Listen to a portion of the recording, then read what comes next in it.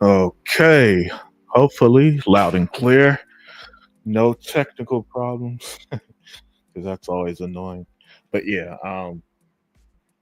so I'm back. I'm back. I'm back. I'm back.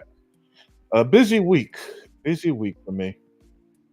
In terms of gaming talk, had to hang out with the homies yesterday. Had a great time. Not yesterday, but Thursday. Had a great time with them. But I saw this report today, and needless to say, I had to talk about it. I just had to. And that's this report of Xbox games on PlayStation sales data suggests a very mixed picture. And funny that it's titled mixed picture when it really should be a bad picture, in my opinion, because numbers, for a console that we're told sold 75, 80 million units, you know what I'm saying? However much it is now. Um, Even the best selling game on this report hasn't been good. So let's jump into it. Yo, what's up, Tool Man? How are you, man? How are you, Tool Man? Um, yeah, but yeah, let's jump into it. Yeah, so look, new sales data for Xbox games on PlayStation suggests a very mixed picture, according to the report from video game analyst uh, LNA Analytics. Now, as always, never 100% sure how accurate these are, but still, according to the firm's estimate, Sea of Thieves firmly lead with 1.8 million copies on PlayStation 5 so far. So remember, before Sea of Thieves went to PlayStation, it had 45 million players, right? It was a mega success, and and so my thing was always or 40 million players, however much it was. It was already a mega success, right? So my thing was, okay, since it's going to PlayStation, I need to see it at least hit 50 million, right? Because that's what we're told. It's put on. These Xbox games were put on PlayStation because Xbox needs that Sony money. They need the Sony gamer. That's what we're told. Now remember, Sea of Thieves at one point 40 million players before, and this was before the PlayStation release, and all it did on PlayStation 5 was less than 2 million units, apparently, accordingly.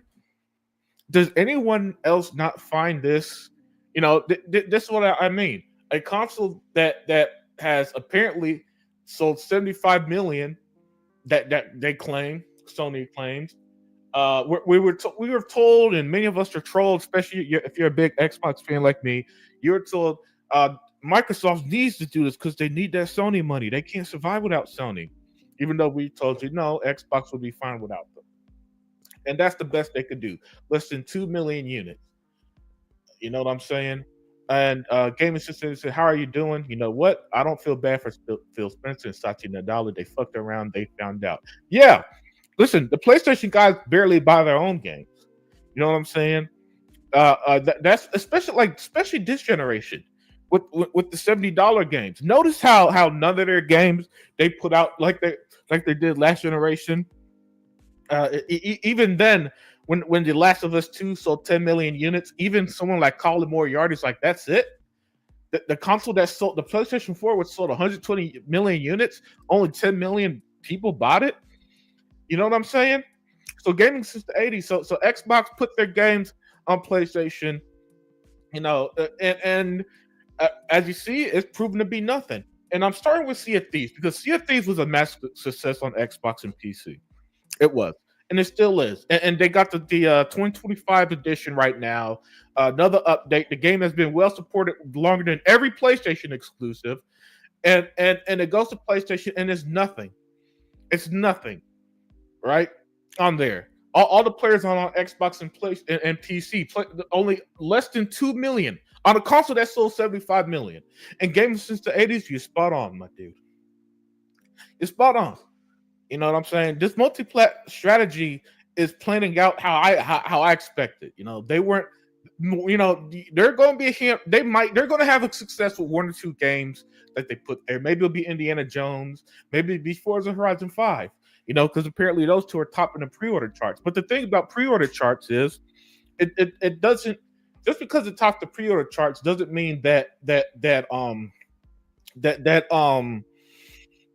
you know what I'm saying, that how can I word this? Just because it tops the pre-order charts doesn't mean it's going to top the sales charts. Is what I'm trying to say, right? Okay, a number of people pre-ordered more than they do other. I mean, to be fair, there's nothing coming out on PlayStation. There's nothing. Yo, what's up, Coco Fiend and Extreme D? Yeah, man, there's nothing coming out on PlayStation. So of course it's gonna top the pre-order chart. But I mean, I saw this at 1.8 million for Sea of Thieves, a game with 40 million players already on Xbox and PC. And I thought, wow, Microsoft didn't need to put this game on PlayStation. And okay. I know that's a little more money than usual. You know what I'm saying? Because Sea of Thieves is $70 on PlayStation, right? Um, and to be fair, when saying stuff like this, it doesn't mean that every single person bought it at $70 if it is that much. But okay, let's assume. Let's just be nice. Let's be nice and assume all 1.8 million of the PlayStation 5 owners bought it for $70. Yeah, that's what $126 million total, not counting any revenue sharing that goes between that. All right, cool. Yeah, that's nice. Is that what Xbox looks at as success? Because when I see that few, when not even 2 million people bought this game, and after all the podcasts, all the by the way, the people who I bet you, most of the people that were on their podcast saying Xbox is dead because of this move didn't buy these games. Because you look at the rest of it, Obsidian's grounded. Only 432,000 copies. Not even one. A console was 75 million. I got to hammer this in because Sony brags about their console sales, even though I think is bullshit. That okay. If they ship 75 million, the motherfuckers are not playing this shit. Hey, what's up, Adidas 20 0? Yo, Adidas, man. Do you follow a dude called Self Research Basketball Facts or something like that? I'm curious because I think I heard your name dropped on his channel. But Gamers Society, they should keep Xbox first party games on Xbox console. Yeah, yeah. And the thing with that pivot is my stance is this. You know, at its core, I don't like it. But since I don't work at Microsoft, I'm not going to waste my breath too much trying to argue on a move that they're make. This is the pivot they want to make, and the numbers are listen. Phil could pull might as well. I mean, the only who would legitimately cry after seeing these numbers. Would you cry if Xbox stopped this? I mean, a PlayStation fan might, but they only do so because this shit is a talking point to them. You know what I'm saying? A lot of them don't care about the games. They don't play these games. As you see, the numbers prove they don't buy these fucking games, right? They aren't buying them. They aren't playing them. And again, grounded, grounded, grounded. Hold on. Grounded. Let's not forget before Grounded hit on PlayStation and Nintendo, and I think it's also Nintendo. It had 20 million players. See, this is the thing. These games were already a success on Xbox, right? So they were a success on Xbox. They did well in terms of Grounded and Sea of Thieves, extremely well. They go to PlayStation, they go to Nintendo, and they do absolutely nothing. So the game's now on PlayStation, and not even 500,000 people, not even 500,000 people buy the game. You know, and so I look at these numbers, and it just tells me this. This just tells me it exposes what we've been saying for years. You know, the PlayStation gamers, they don't buy games, they don't play games, they just play Twitter. You know what I'm saying? They just like all they cared about was the idea of, hey, we got our games, we got your games, but they never had any intention of genuinely playing it, genuinely enjoying it. And the crazy part is, you know, Grounded, fantastic survival game. And I'm somebody who's not been a big fan of the survival genre, but Grounded is so charming, right? And the numbers are going to get worse as we go through this article. And so gaming since the 80s, when you said Xbox should have kept their games on Xbox console, yeah. See, the Xbox people were cool with the Xbox PC, the Play Anywhere stuff, um, because you know it's going to be pushed through Windows and Xbox, and you know that they're the same company, so it's like okay, cool, I can work with that. And then stuff like Play Anywhere is really cool, but when they poured the games to PlayStation, you know, I didn't have a meltdown. I know some people probably did. I didn't. I looked at it as okay, this is what you're going to do. Let's see how it turns out. I never thought that these. I didn't think these games were going to sell well. I thought, and as expected, Sea of Thieves was the best of the best of them. But even then, less than 2 million people. Again, I gotta reiterate, a console that we told has sold 7 million units, only less than 2 million care about Sea of Thieves. Less than 500,000 care about Grounded, and we're gonna see how pathetic the other games did. Yeah, Extreme D, definitely. What's up, Unlimited in chat? I was waiting for this. Yeah, man, I saw this today, and I had to talk about it. I just had to jump on this one, man. I honestly never once seen any PlayStation gamer talk about Sea of Thieves. Yeah, same here, Extreme D. I haven't seen it either. I don't know where the but again, Extreme D, other than the initial shock of, hey, Xbox is putting their first party games on our platform, um, they don't care. They don't care. Listen, everybody who wanted to play Indiana Jones already did so on Xbox and Game Pass and PC. All right. So don't expect any groundbreaking numbers from um from um from Indiana Jones when it hits PlayStation this April. All right. I remember that there's some dude who talks more about gaming, not gaming, but movies than gaming, was saying he wants to play it on his PlayStation. Well, you got your wish, homie. So you better spend that $70 to $100 on whatever edition you get, because this is just sad. And then here's the kicker: bringing up the rear from first party Tango GameWorks, Hi-Fi Rush is sitting at 137,000 copies sold. Now, the lack of success with Hi-Fi Rush in general exposed gamers. That game, I think, exposed gamers more than any other game Xbox has released this generation, because it's exactly what we were told that they want: something new, a new IP, but still something old school, something fun, something that's not overly long, like these open world games. Which, game as great as Starfield is, and Starfield is my 2023 game of the year, for example. It is a long game. You got to invest in it. Well, Hi-Fi Rush, you could beat in about 15 hours. It's an excellent game, phenomenal gameplay, extremely fun, extremely well written. The graphics are very awesome, so is the art style, right? It should have been a mega hit. Not even 200,000 copies. So, PlayStation fans, when they're on the PlayStation Store, they see Hi-Fi Rush and they don't give a fuck. Now, you know what I'm saying? They don't give a damn. And again, they were supposed to quote unquote save these games. Yeah, this is some saving you did, guys. Where only 130,000 of y'all even bought the game, even cared enough. It's a phenomenal game. And what's up, Emmanuel A1? It's funny how Boomstick praises the sales out on that PlayStation for Xbox end. I'm saying, why are you praising this? Talking about Xbox dominate PlayStation charts. This is hurting Xbox. Yeah. Yeah, I don't know how much it's hurting Xbox. I can't make heads or tails of it yet until really until the end of the generation, I'd say, Extreme D. But like Matt Booty said, after this happened, it did kind of put a strain on Xbox. And you don't want the reputation of and as people said, why should I buy an Xbox? And Phil, I said it in the interviews, he wants Xbox the box itself to sell on its own merits and other stuff, which is nice in theory, but that only works when all three of the console makers are putting their games everywhere, I guess. But still, Xbox tried this experiment. I don't think it's working, because no, you can't convince me you're happy with only 137,000 units for what is one of the best games this entire generation. Hey, Daya, let me send you the link, please. Can I still reach you, Daya? Can I still reach you on Instagram?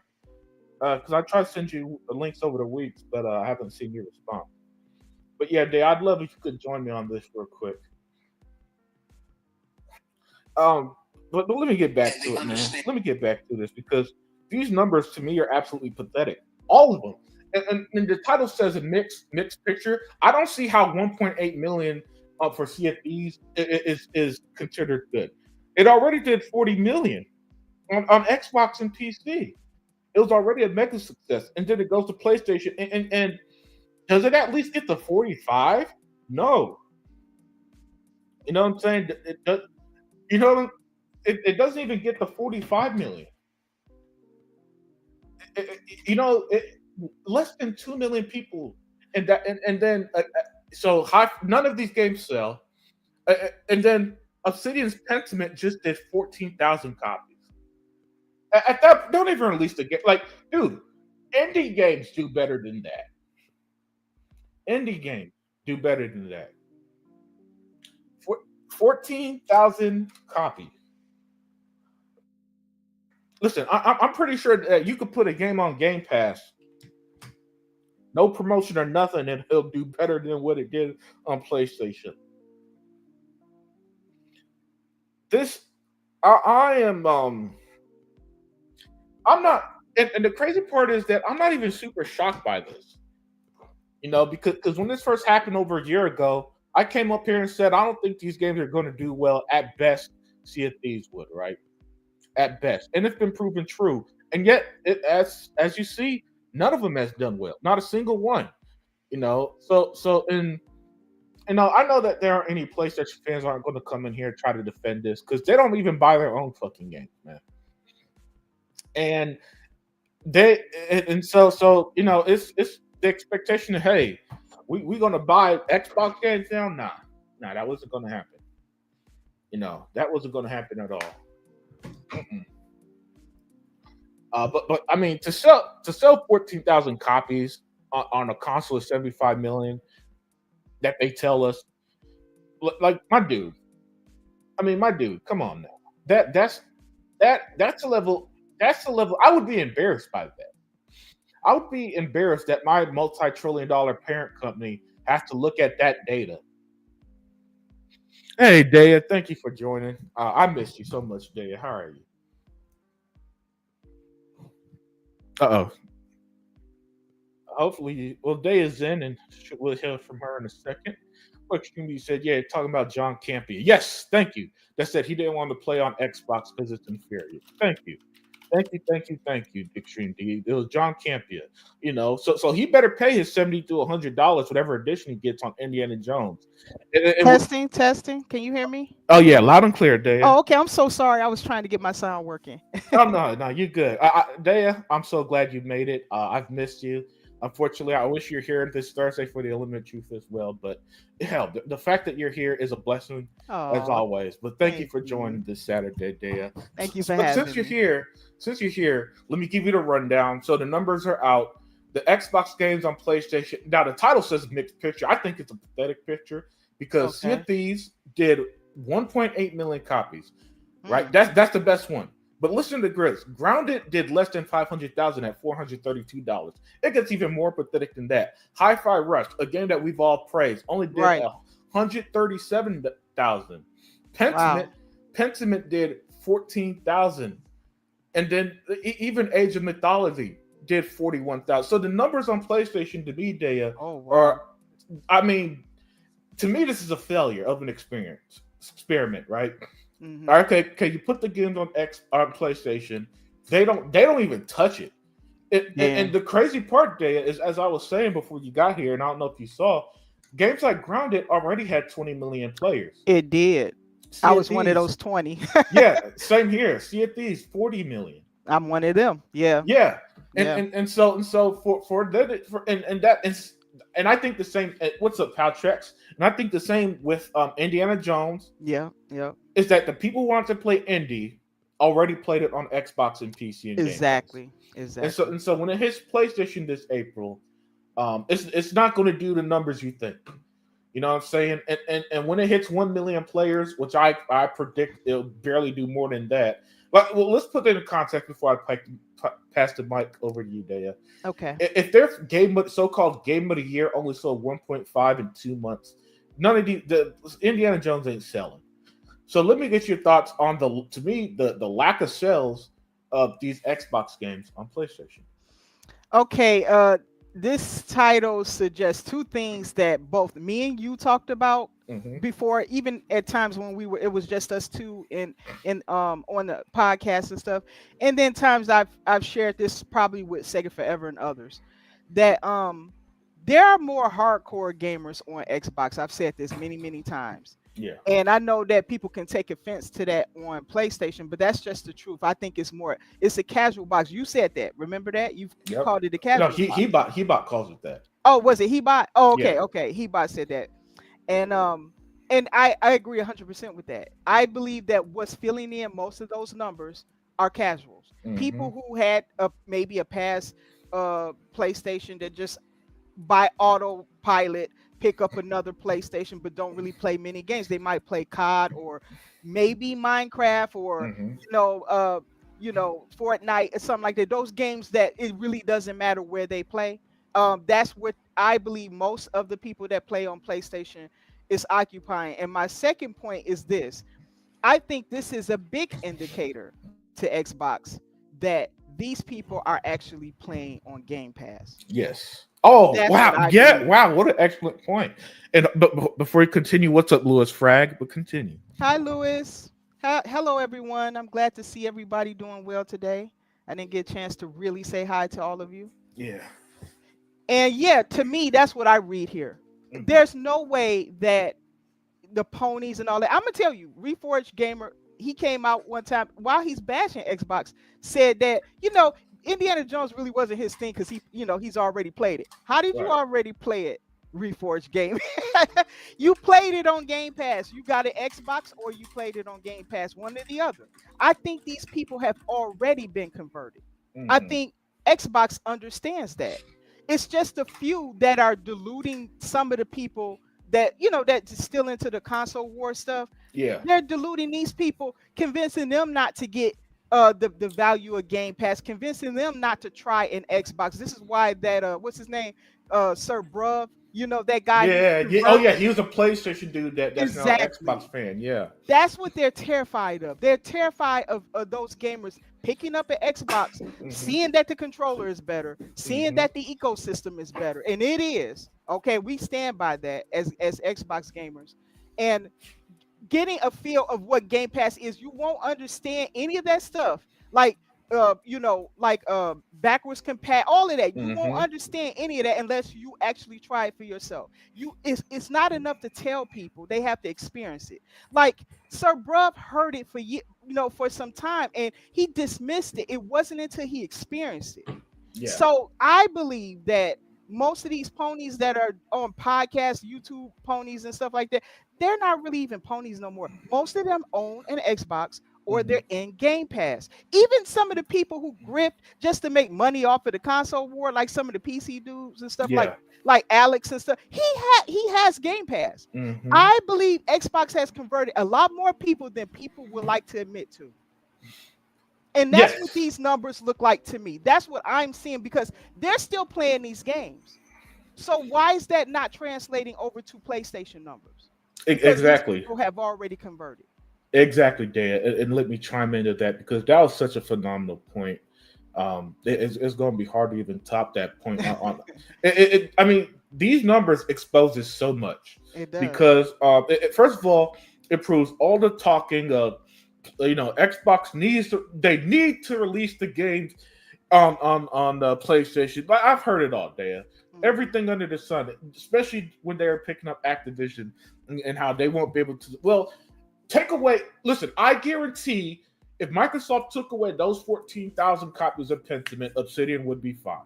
You know what I'm Yes, it saying? If would they be. took away the 41,000 copies of Age of mythology, hey, what's up, Devil Shooter? Hey, Double Shooter. World's Edge would be fine. If they took away the 1.8 million Sea of Thieves players, Sea of Thieves would be fine. It would be Why? Because absolutely because fine. we know over on the Xbox side, Hi-Fi Rush, for example, had like 3 million players or something It like that. did. It did. Yeah. Grounded 20 million. Sea of Right. Thieves 40. You know what Right. I'm saying? We know those games are success over here on Xbox and PC and Game Yeah. Pass, Yeah. and that's been the magic to the success.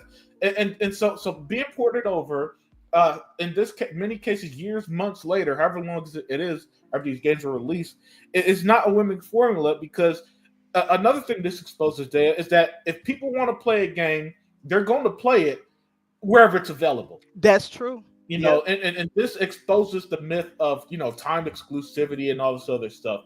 And then the beauty there is that since it's on Game Pass, it's so Hmm. accessible. Hmm. It's just, hey, what's up, Kenneth Williams? it's so accessible, right? Mm-hmm. That that unlike Sony's time exclusives that aren't doing well, it's because I don't need to pay $70 for every single one of these games on PC and Xbox. That's So true. it allows easy access. And then here's the kicker, and this is something that PlayStation fans, since they don't know the ins and out of Game Pass, don't realize.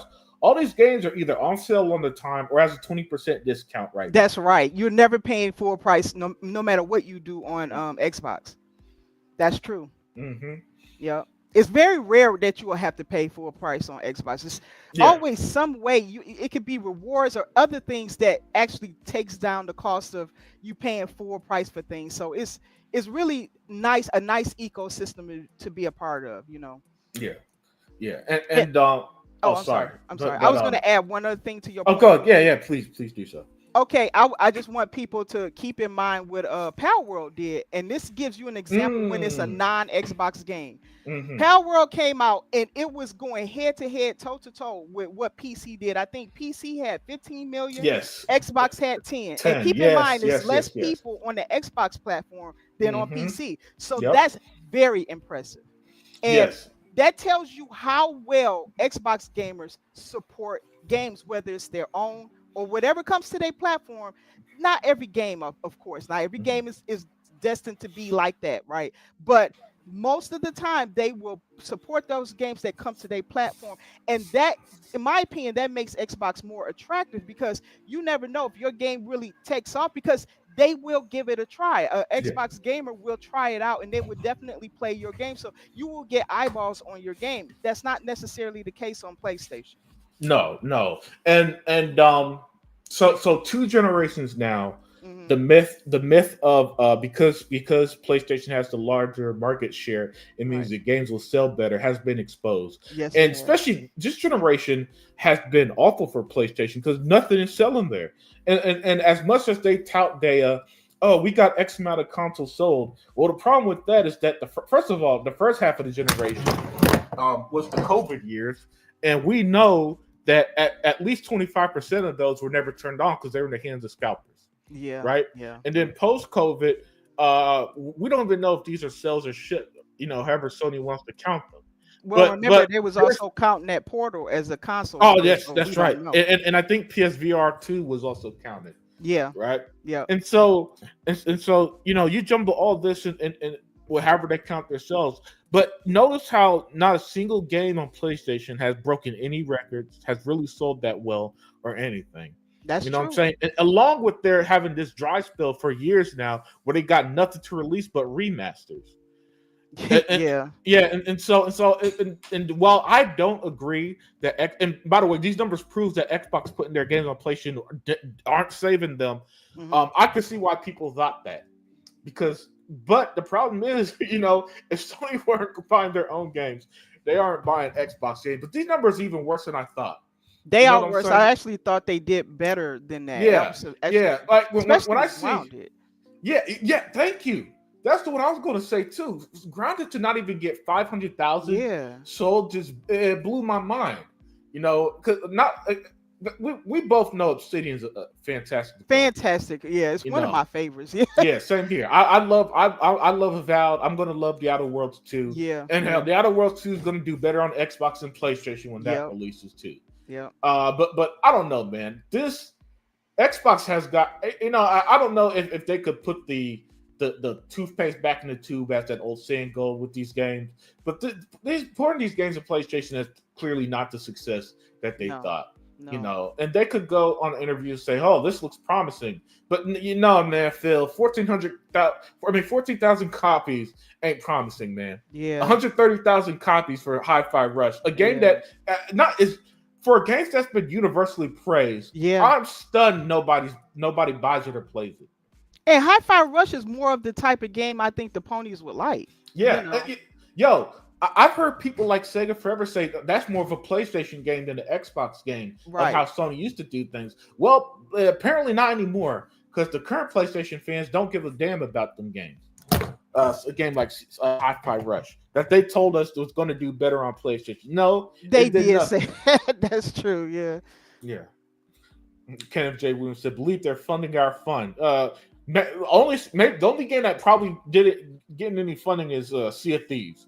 Yeah, It, that's it, the it thing. The numbers, they're not really funding anything. We are, you know. yeah, yeah. And I'm sorry, I didn't Pouch, mean to cut you off. I just no, had no, to say no, no, that. no. No. Listen, I want to hear your voice because it's been like 2 months. It's Yeah, it's been been like a two while. months, Yeah. man. Yeah,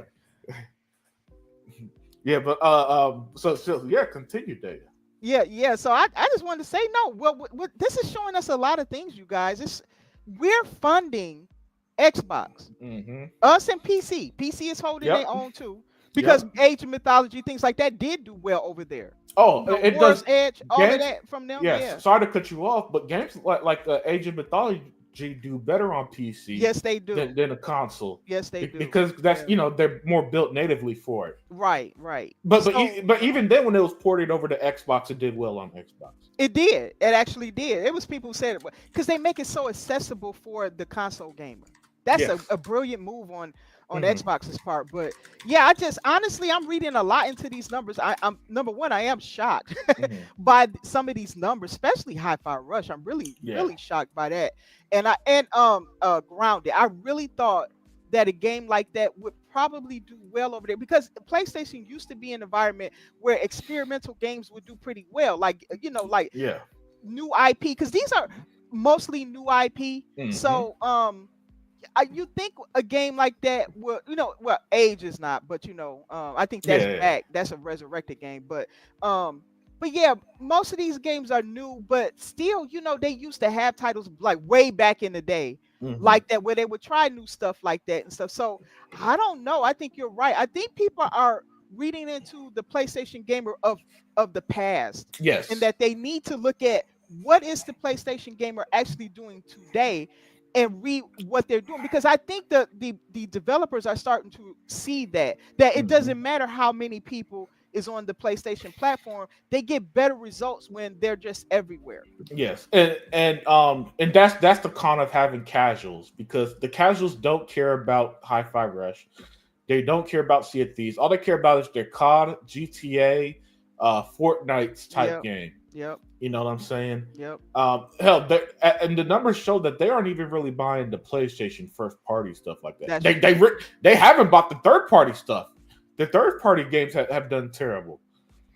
You Well, they're in know? a bad situation because how Yes. does PlayStation get out of that? This was never a problem of Xbox.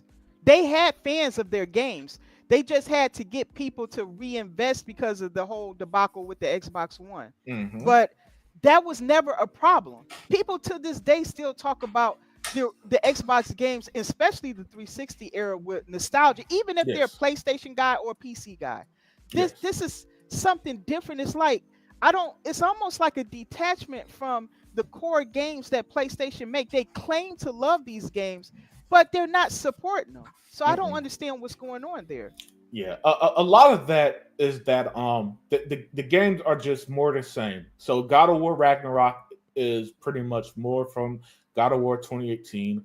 Horizon Forbidden Entertainment is the same. It feels the exact same as Horizon Zero Dawn, and then Sony resold all them games. All the PlayStation, legitimately resold all the PlayStation 4 games on PS5. Uh, even Oh, that right. That's game, right. Days Yeah. Gone, is recently getting remastered. Yep. Yep. It's You coming to know, PC. That's how I feel yeah. about So it. yeah, so a lot of that is that the PlayStation 4 gamers they already played these games. That's true. So And there's you're not right. You're right about that. yeah. Yeah. And then you add that with the casuals who aren't going to experiment on a Hi-Fi Rush, no matter how brilliant the game is, Yeah. and, Yeah. and you got a disaster of a console. Coco Fiend 93 had a good theory. He said, "My theory is this experiment of porting games to PlayStation was more about making future acquisitions easier rather than sales." That's an interesting theory, I and that believe him on that. Actually, yeah, too. Yeah. yeah. Coco Fiend with the home run here, having good points like Daya. Hmm. Um, that makes sense because these sales are pathetic, man. I Yeah. They're thought not sustaining this is anything. Yeah. yeah. Listen, if let's imagine Sea of Thieves never released on Xbox, and it They only still did been one point, fine. and it did 1.8 million on PS5. That would be considered a failure for them, That right? would be if it We was we'd be reversed. Yeah, we'd be talking about Rare's shut down after the game was released. yeah, That's yeah, legitimately what we would be saying. I mean, my goodness, if a game like Grounded came out without Xbox backing and only did this 432, we wouldn't even know the game exists. It'll be one of them games years later. People talk about their underrated PlayStation games you yep, need to yep, play, yeah. right? That's So true. yeah, so Coco Fiend, man, I like your theory. I like your theory. And I maybe would that's add some things to that theory. I don't think it's please do solely so. that. Oh, add I to it. would say I do believe it's that, but see, Microsoft, you gotta understand, they play the long game. Mm-hmm. They never do anything short term sites. I don't think they care about these smaller numbers. I think they'll take whatever money they can get, but it's Mm-hmm. something behind that. I think they're breaking down the PlayStation platform. They're turning their boxes and using their reach in order to get into places that they can't. And I just think they're using PlayStation. I've said this before. I don't think it has anything to do with these numbers. They could look, if we can see it, they can see it. They look Yes. at the numbers that on their own platform compared to what PlayStation is doing, and they have to see the patterns too. That even third-party games that lock themselves to that ecosystem is struggling or they fail. So they Mm-hmm. see this too. And they understand that they're not going to get a lot of people over there because probably most of those people are casuals. And I think Xbox knows that. I think they're simply using PlayStation as extra boxes. Yeah. Yeah. That's again. It makes sense because these numbers don't add up to. And I've heard in interviews, in particular, Phil Spencer say that, well, our sales on PlayStation look promising. Yeah. Nah, man, Yeah. 1,400 units for a Pentiment Yeah. ain't promising.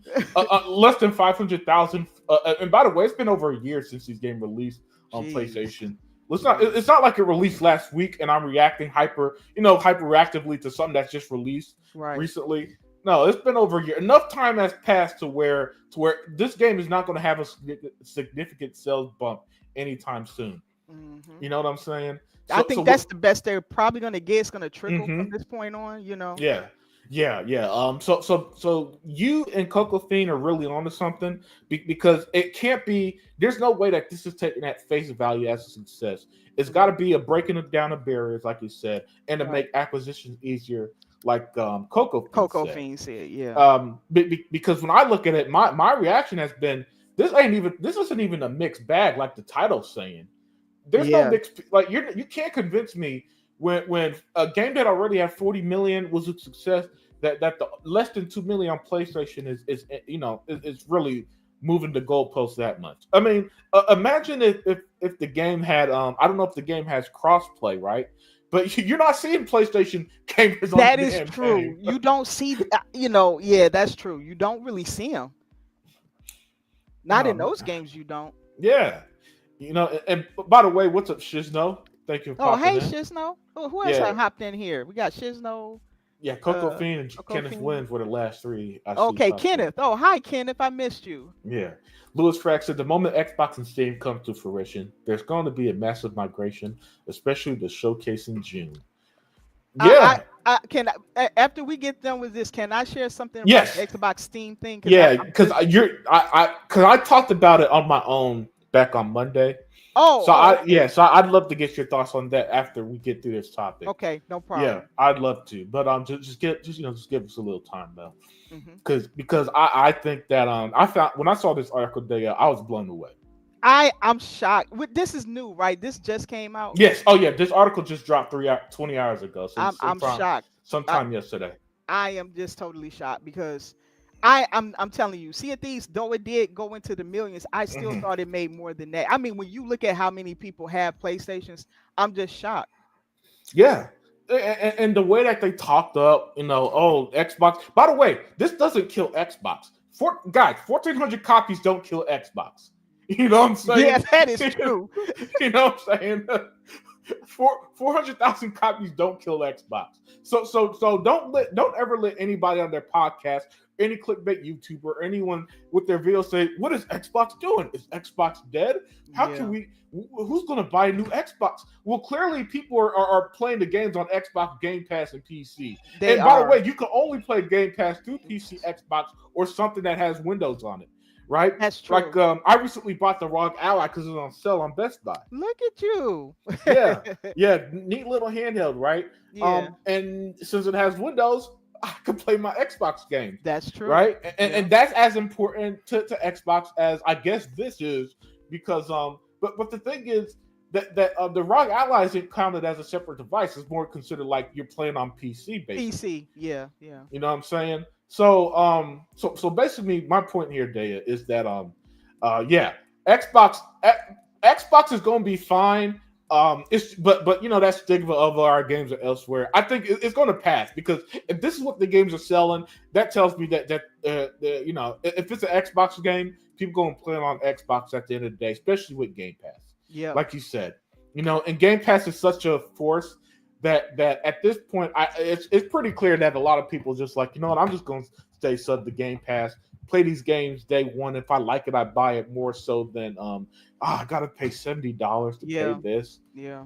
You know, which is what the PlayStation gamers are dealing with, and the numbers are proving this generation. Most of them are keeping the money in their wallet. And to be fair, you know, between the up and down economy, COVID, you know, this Yeah. generation has been rough for your wallet. It has been. Yeah. Yeah. And Kenneth Williams, if Astrobot goes to the Switch, I'm gonna be there talking a lot of stuff because look, guys, Sony's a third party publisher too. They You know what are. I'm saying? I heard the news about Nintendo. They dropped Mhm. what 3 to 4 games over there. Yeah, yeah. And Nintendo Direct has some old PlayStation games coming to their console. Wow.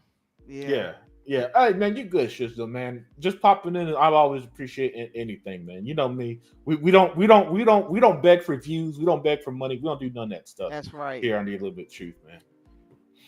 They are destroying Sony from within. Yeah, well, I mean, they're exposing that people on Sony don't buy games. That's for sure, That Lewis. it Brad. is. It's exposing that, and you're right. It is destroying PlayStation from within. What Microsoft is doing because they're flooding PlayStation with all their games. They can't even Mhm. keep up. PlayStation can't come up with as many games as Xbox does. So No. right now they're going through their category backlog. What happens when they start dropping these things day and date over there? Mm. They're cleaning house and they're just going. You only have so much money. You can't buy a bunch of PlayStation games at full price and Xbox. And I'm telling you, I think the Xbox games are more popular. They just are. They are, even though their numbers are small. Maybe this is the real numbers over there. But when they do pre-order and all that stuff, and you know, I know those aren't sales, but it doesn't matter. This is what the PlayStation gamer is telling PlayStation. This is where our interest is at. That's what they're telling them. That this is what we want. You know, they want a Forza. That's what they want. They want a Doom. They want, you know, what's over there? Oh, Indiana. They want that. You know, and so I don't know how PlayStation they're being attacked from within their own ecosystem while at the same time trying to place games elsewhere, and then they're still trying to play this game with not putting nothing on Xbox. They're dumb at this point. Put your games everywhere. I'm not saying that because Xbox did it. They need it more than Xbox does. Yes, yes. Okay. And at this point, you can't. It's hard to debate it. Only the most hardcore PlayStation fanboy is still in denial about this, about how the current gaming model, basically. You know what I'm saying? There's a reason why Sony is not releasing games. There's a reason why they've done nothing but remasters, and there's a reason why they're slowly putting games on other platforms. Yeah, it's starting with the Switch, but here's the thing: this is how Sony, unlike Microsoft, who even though it's controversial and you know I might not like it all the time, at least they ripped the Band-Aid off and like, all right, just put, you know, if we're gonna put it elsewhere, let's not just BS them. Let's put it on Nintendo first, and then have endless rumors of does it come to PlayStation? Right. You know, if they're gonna do it, they're gonna do it. You know what I'm saying? And they ripped the Band-Aid off, and it is what it is. And we see the numbers aren't exactly shattering the world or killing Xbox, right? No. PlayStation though, they do it. What they do, Daya, is that they try to train their fans to think a certain way, and so they slowly and surely do stuff that way. That when they finally jump the gun, since Xbox took all the heat, and that's the new norm, then they'll do it and nobody says a word, right? If So you ask that me, I don't think PlayStation cares about their gamer anymore. Look at no, how they're oh being no, treated over there, and they don't really care. They don't even bother to respond to them. And I think that they're saying they feel justified because when they are asking you to buy the remakes and all this other stuff, hmm what is the gamers doing? They're buying Xbox games. yes, They're buying yeah, other games, or eh, they're eh, sticking with that one or two, but that's what mhm. they're doing. And so I think PlayStation is looking at it like, well, you're not helping us out, so why should we care about you? We're going to look for a fan base elsewhere. That's Yeah, what I believe. yeah, and and and in typical Sony fashion, they don't do it right. So they'll release games like Helldivers Hmm. or Ghost of Tsushima, try to require PSN account, but nobody Right. wants PSN. Nobody But trusts it. yeah, They you don't know, trust it because they said they don't want to get hacked. If you want to yeah, know why the PC gamers were saying that, that's what they were saying. yeah. That they don't trust it. So PlayStation. Listen, I don't care what anybody says. The PlayStation 5 is such an irrelevant console. I don't care that they sold that we're told they sold 75 million. I mhm. don't care because they're having no impact on gaming, in my opinion, none at all.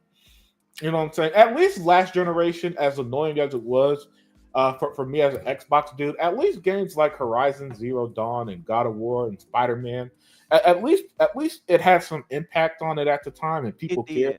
But they It did. didn't care about the sequels this generation. I noticed. No. Spider Man Two came in. Spider Man Two for a big IP as Spider Man came and went so fast that I forget that it was released.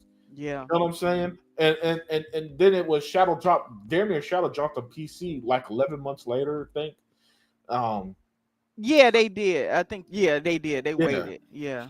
Yeah. yeah. So she's those elite said, "What's better, putting your competition out of business or making money off them?" That there you go. Hey, there you go, man. Look, man, Xbox does things in the unconventional is what I'm thinking. Yeah. In an Yeah. unconventional manner. It's controversial at first, but at the end of the day, it tends to work out.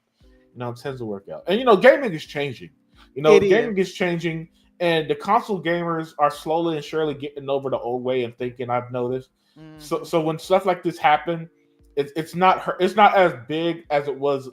People Five, are six, not 7 years freaking out on ago. the Xbox side. Yeah. It seems to me that it's people who want us to freak out, so they hmm try to provoke you to do it. Yes. Oh, good point. But that's not happening anymore. Like this, the information that people have been getting, we know more games are going to, okay, we know that hmm now.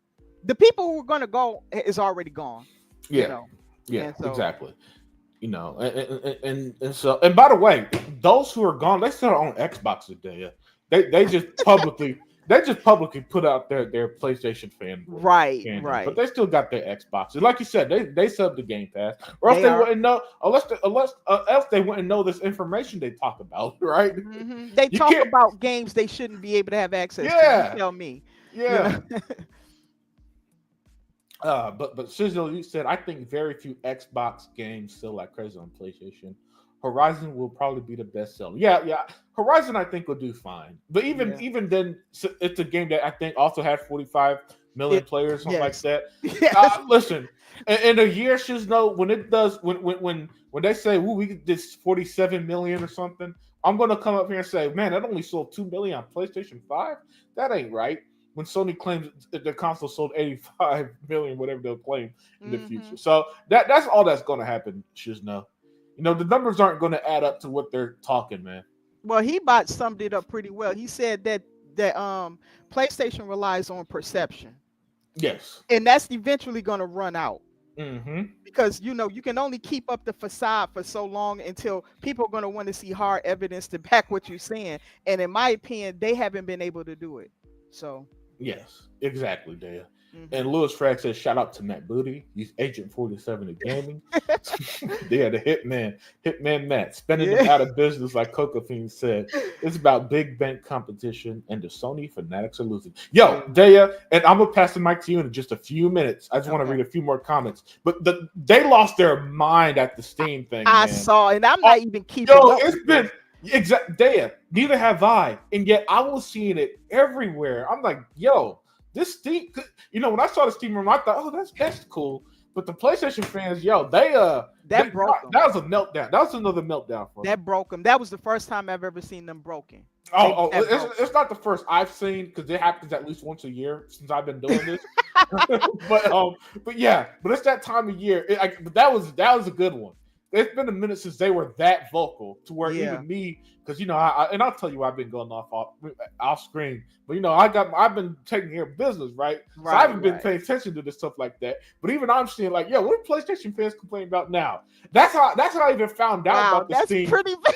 Yeah, that's how I even found out was some PlayStation nonsense on my timeline on YouTube. Wow. Like, what is this? Steam on Xbox. And since it's a PlayStation deal, I'm thinking it's BS. But no, it turned out to be a legit thing Microsoft did. Yeah.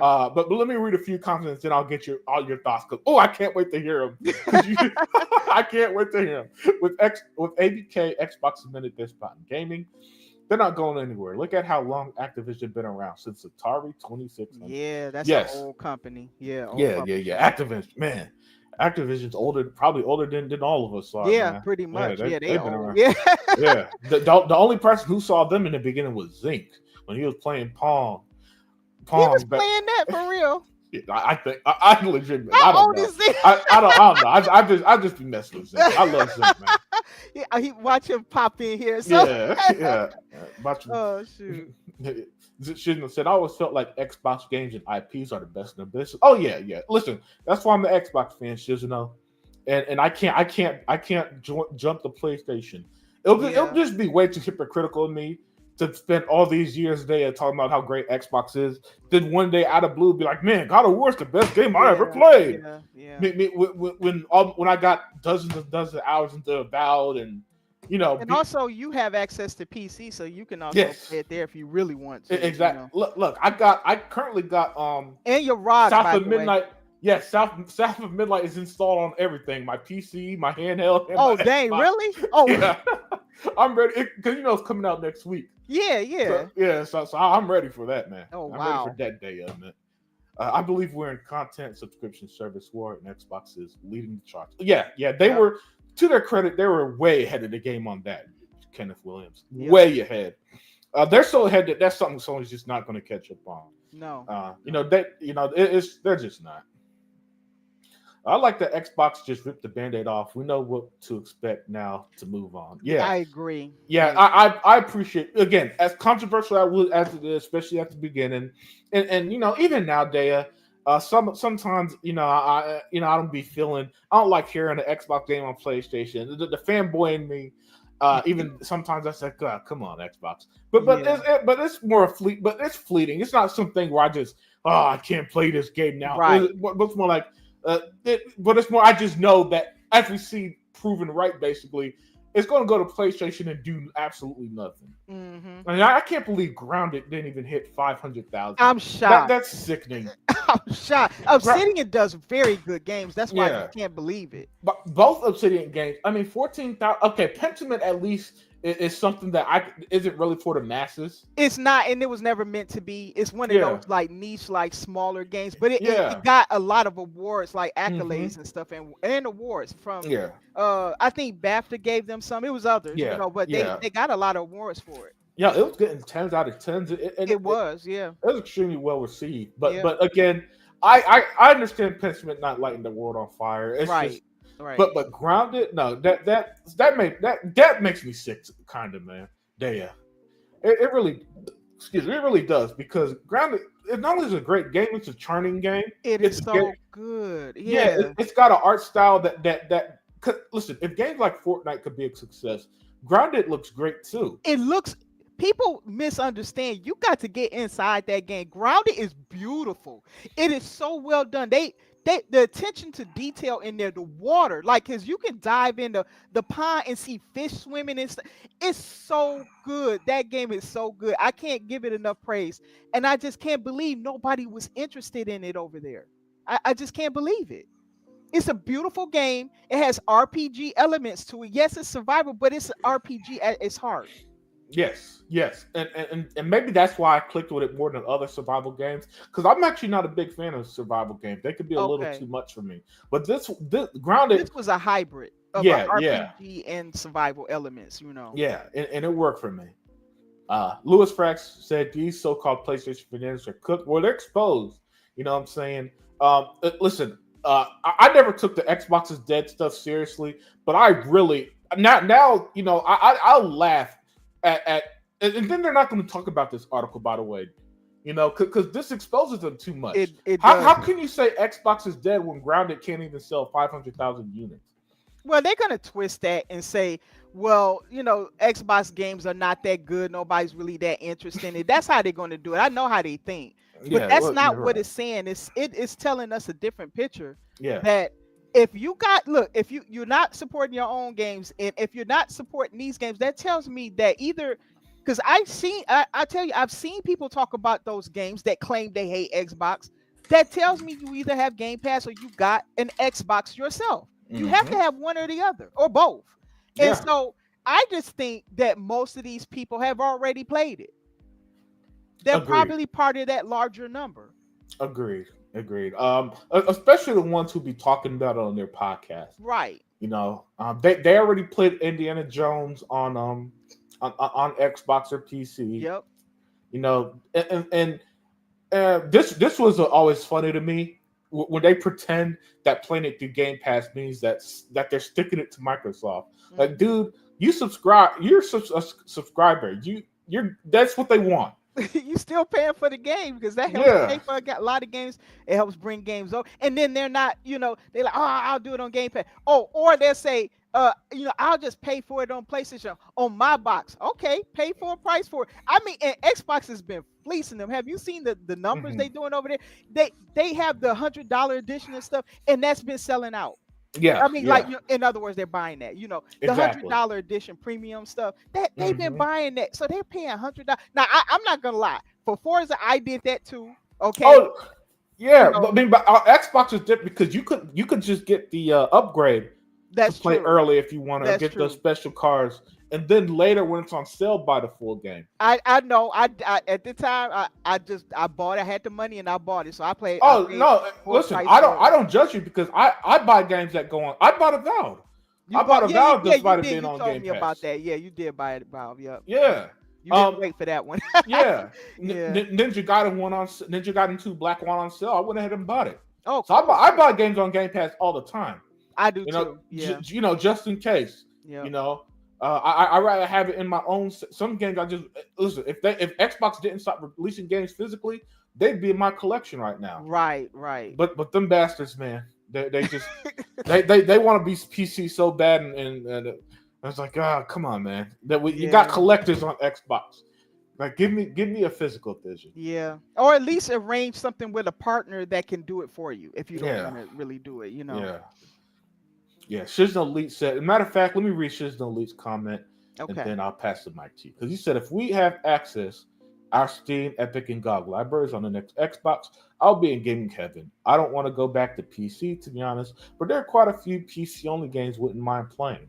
So Mm. yeah, so with that said, there's talk about so pretty much for those who don't know, and I can't find the article for some reason. Xbox, about a week ago, maybe a little longer, Hmm. Xbox put out an article. It had a little Steam icon on the Xbox UI and had everybody freaking out. Right. Now, my thoughts was that if there's probably going to be some integration, like as in you can launch your Steam games off the Xbox app, Right. which would be cool. And but people are thinking larger. They're thinking, yo, what if like Shizno said, what if it's going to be on the Xbox console itself in the future? So let me get your thoughts on that. And if I find the article, I'll put it on screen. I don't know why I can't Okay. find it right now. Okay. Oh yeah. Can you, maybe hopefully you can get it up there because I'd like to see it again if I could. Yeah, yeah. Um.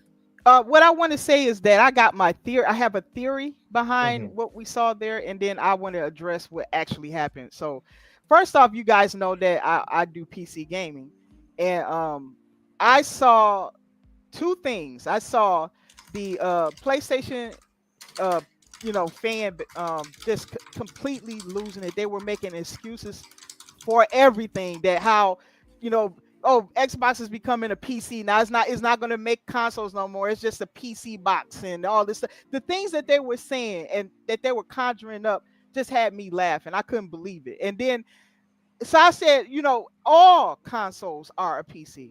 Everybody knows this, especially the Xbox consoles, because underneath the hood is Windows. That's what it Mm-hmm. is. And people don't understand that, but that's underneath. It's like Windows without the Surface stuff. That's what it is. So I saw that from PC gamers. Okay, some of which would say, well, what you need consoles for? I don't play on consoles. I'm not interested. They said they would be interested in a console that could play everything. They said that it would get their attention. Now, I haven't heard a PC gamer say that in a very long time. Mm. Okay, so perhaps these are PC gamers like myself who also like to own console.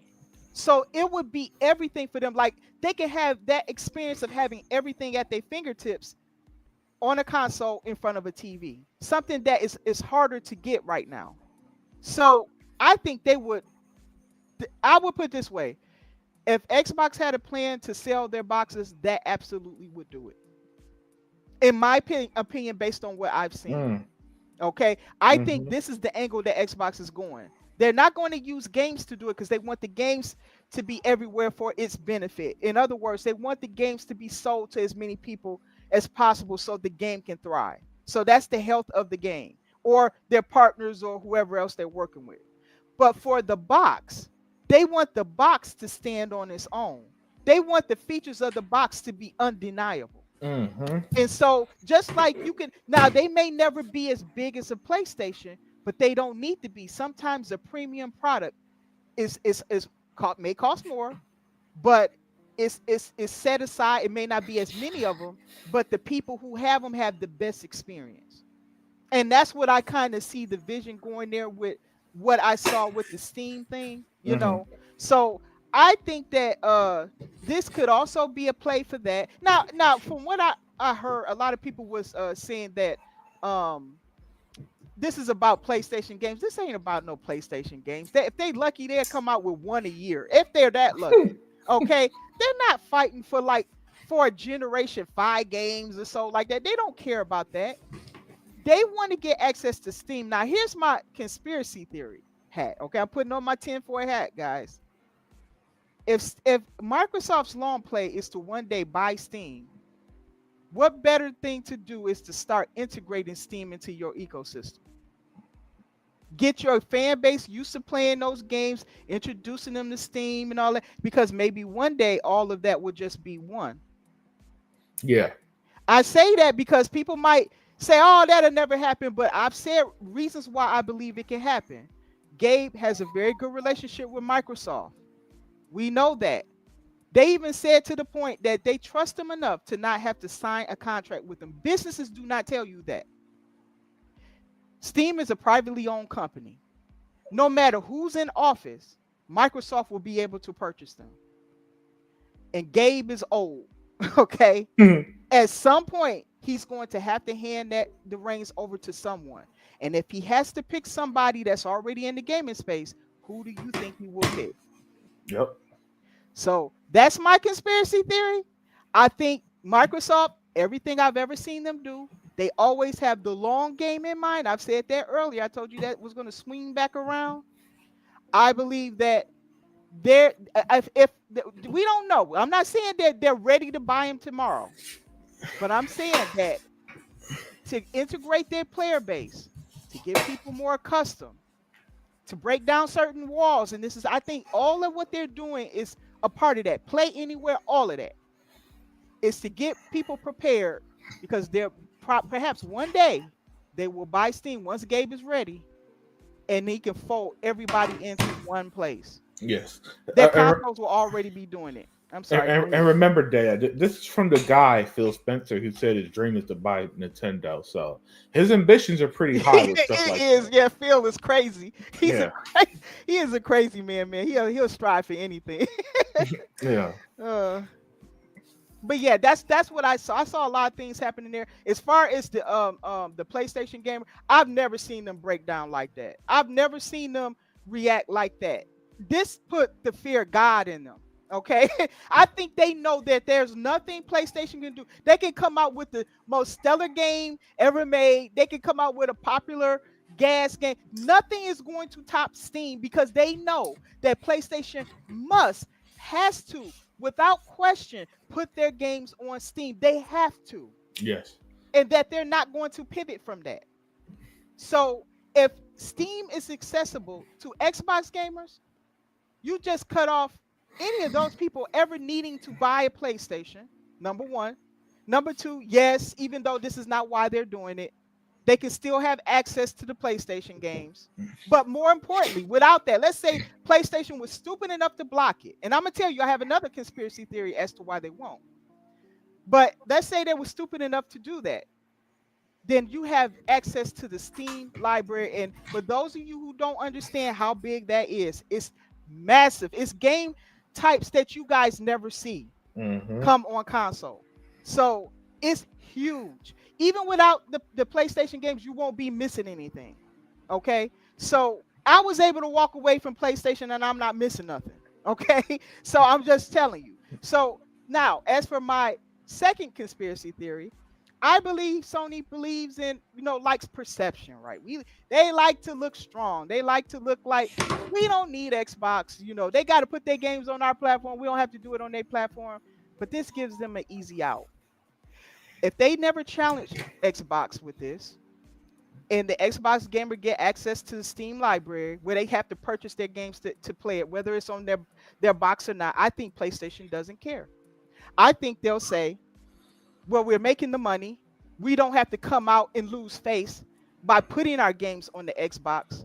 Their players can just access it through Steam.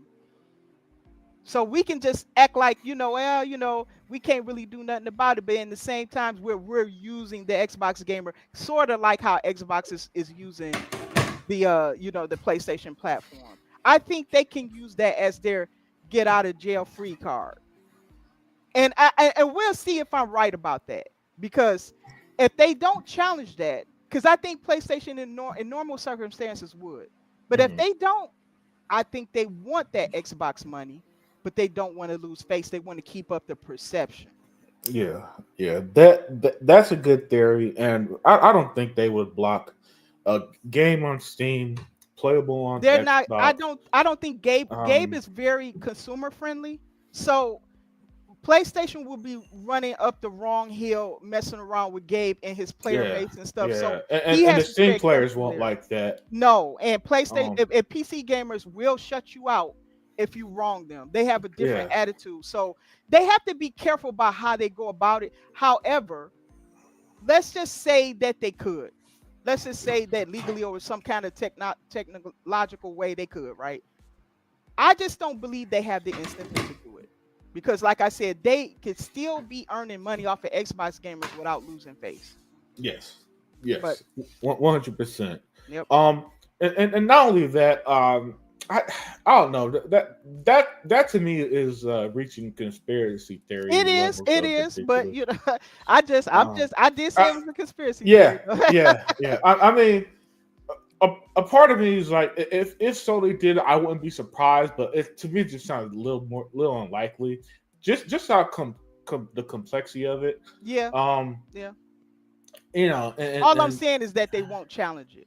Yeah, and I know PlayStation fans. And I know PlayStation fans want that because they're stuck in. They're stuck. They think selling 500,000 units on their consoles killing Xbox. Yeah. But Sony ain't doing. Listen, so Sony could say whatever they want, man. They ain't doing well. They're not. And they don't got the room to leave the goodwill behind. Yo, what's up, Eternal the Gamer, Mr. Kima? So let's read some comments before we wrap it up. Okay. Because the comments are kind of piling up. Instead of just me and you, we could hang out with the chat. Yep. There's a lot of Game Pass games up by day one. I know I want to have those in my library. Yeah, I'm the same way, Shizno. For certain games as well. I'll buy my game. I'll buy them, and I have no qualms with doing so. I just my only qualms is that as a collector, I just wish that Microsoft didn't give up on physical media. And no, Microsoft releasing a Valve Steelbook with a code is not physical media. Is that what they did? Yeah, that's what they did. The Steelbook is amazing, but it just comes with a code. Matter of fact, they did that with Indiana Jones. and the Starfield Collector's Edition as well. Okay. Which and I bought both Collector's Edition, fantastic, but unfortunately didn't come with the disc. Right. Lewis Frag said, I'm 35 hours into Assassin's Creed Shadows. I can't wait for South of Midnight. Yo, same here, Lewis Frag. Assassin's Creed is my favorite series of all time, so I'm loving Shadows. And then South of Midnight next week. And by the way, Dea, on Thursday on our show, we pretty much focused on the games because 2025, for us to be 3 months in, I think we've had nothing but fantastic releases after fantastic release. And Yeah. I just like Dea, I'm having such a great time with these games when I have time to play that I had to celebrate it a bit back on Thursday. Nice. We talked about Assassin's Creed because of drama surrounding that, right? Yeah, and you guys have been playing the bigger games. I've been playing like 33 Immortals. I've been having Yes. fun with that game. That's fun. Dea. Towerborn next month. Oh, It's legit 1 month away. oh man, I can't wait. I've been waiting on that. I Same can't here. wait. And when that goes on sale, I'll be buying that because I Yeah. can't wait for that too.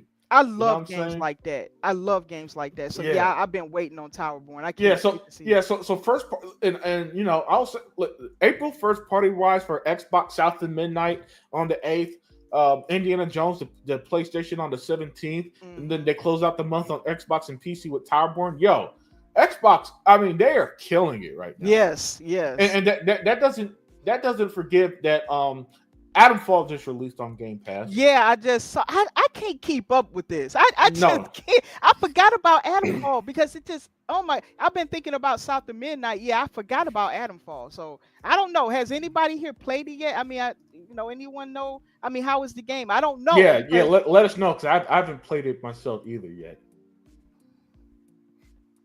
But that's the thing. There's so much that I'm playing whatever I can basically, Yeah, that's especially what you have to especially do. with my limited time. Yeah, same. I got limited time too, so yeah, I Yeah, can't get to everything. But I know I've been having fun with 33 Immortals right now, yeah, so that's been fun for me. yeah. That just hit recently too. My Yeah, goodness. it's fun. You can get so many players in there and stuff, Yeah. and Oh, it it looks it, fun. it reminds me of Hades. If you Oh, guys okay. ever But played but with that, multiplayer, yeah, I did yeah, play Hades yeah, that's because what it that was reminds me on of. Game Pass, and I bought it physically. Oh, cool. Yeah, and I bought Hades. So yeah, if you Yeah. like that, you're gonna like this. Now it's not as cutthroat. Like it's a challenge, but Hmm. you do grow the more you fight and all that stuff. It's Yeah. fun, and Yeah. it really does have a emphasis on cooperation in there. So I love it. 100%. Hmm. Shiznoli said the new consoles use x82 architects, which are basically PCs anyway. Definitely possible. Yeah, yeah. I Yeah, believe that's why we have to install games on consoles now yeah, yeah, too. yeah. I bought one of those Steam machines years ago. Had a lot of fun. What's a Steam machine? I'm not familiar It with was that. like it was like a box that you could hook up to the TV and stuff like that. Oh, okay. Oh, that's neat. Yeah, I've Yeah, never. Wow, I'm going to look that up. I've never yeah. heard of a Steam machine. Yeah, but Valve is very much like Xbox. They made a lot of hardware. People don't realize that. Yeah. I typed in Steam machine and it brought up a literal one, not the gaming machine. I'm like, oh, that ain't right. But yeah, I'm gonna have to look that up. Even when I type that in, it brings up the Steam Deck. No, I'm looking for No, yeah, that's confusing. That yeah, yeah. I'll look it up later. okay. Yeah, they had Uh, their own controller, everything. They've always had their own stuff. The VR, they mhm. do make hardware. They're into hardware too. Yeah, yeah. Shiznali said I tried to link all my libraries because I hope for a future I can access them all in one place. Oh, Same. yeah, yeah. I'm starting to like that vision more. She's no leap. Because for the longest, well, again, that's because my old PC was the old ass PC that just got me through college, right? So it wasn't nothing. So I never used it for gaming. But now that my PC, has the 4070 Ti Super and all that stuff, yeah, Hmm. I use it more like for gaming along with my Xbox and all that stuff. So I get it now. Now that I have hardware that could use all of the day, I get it. I get Yep. it. Yep.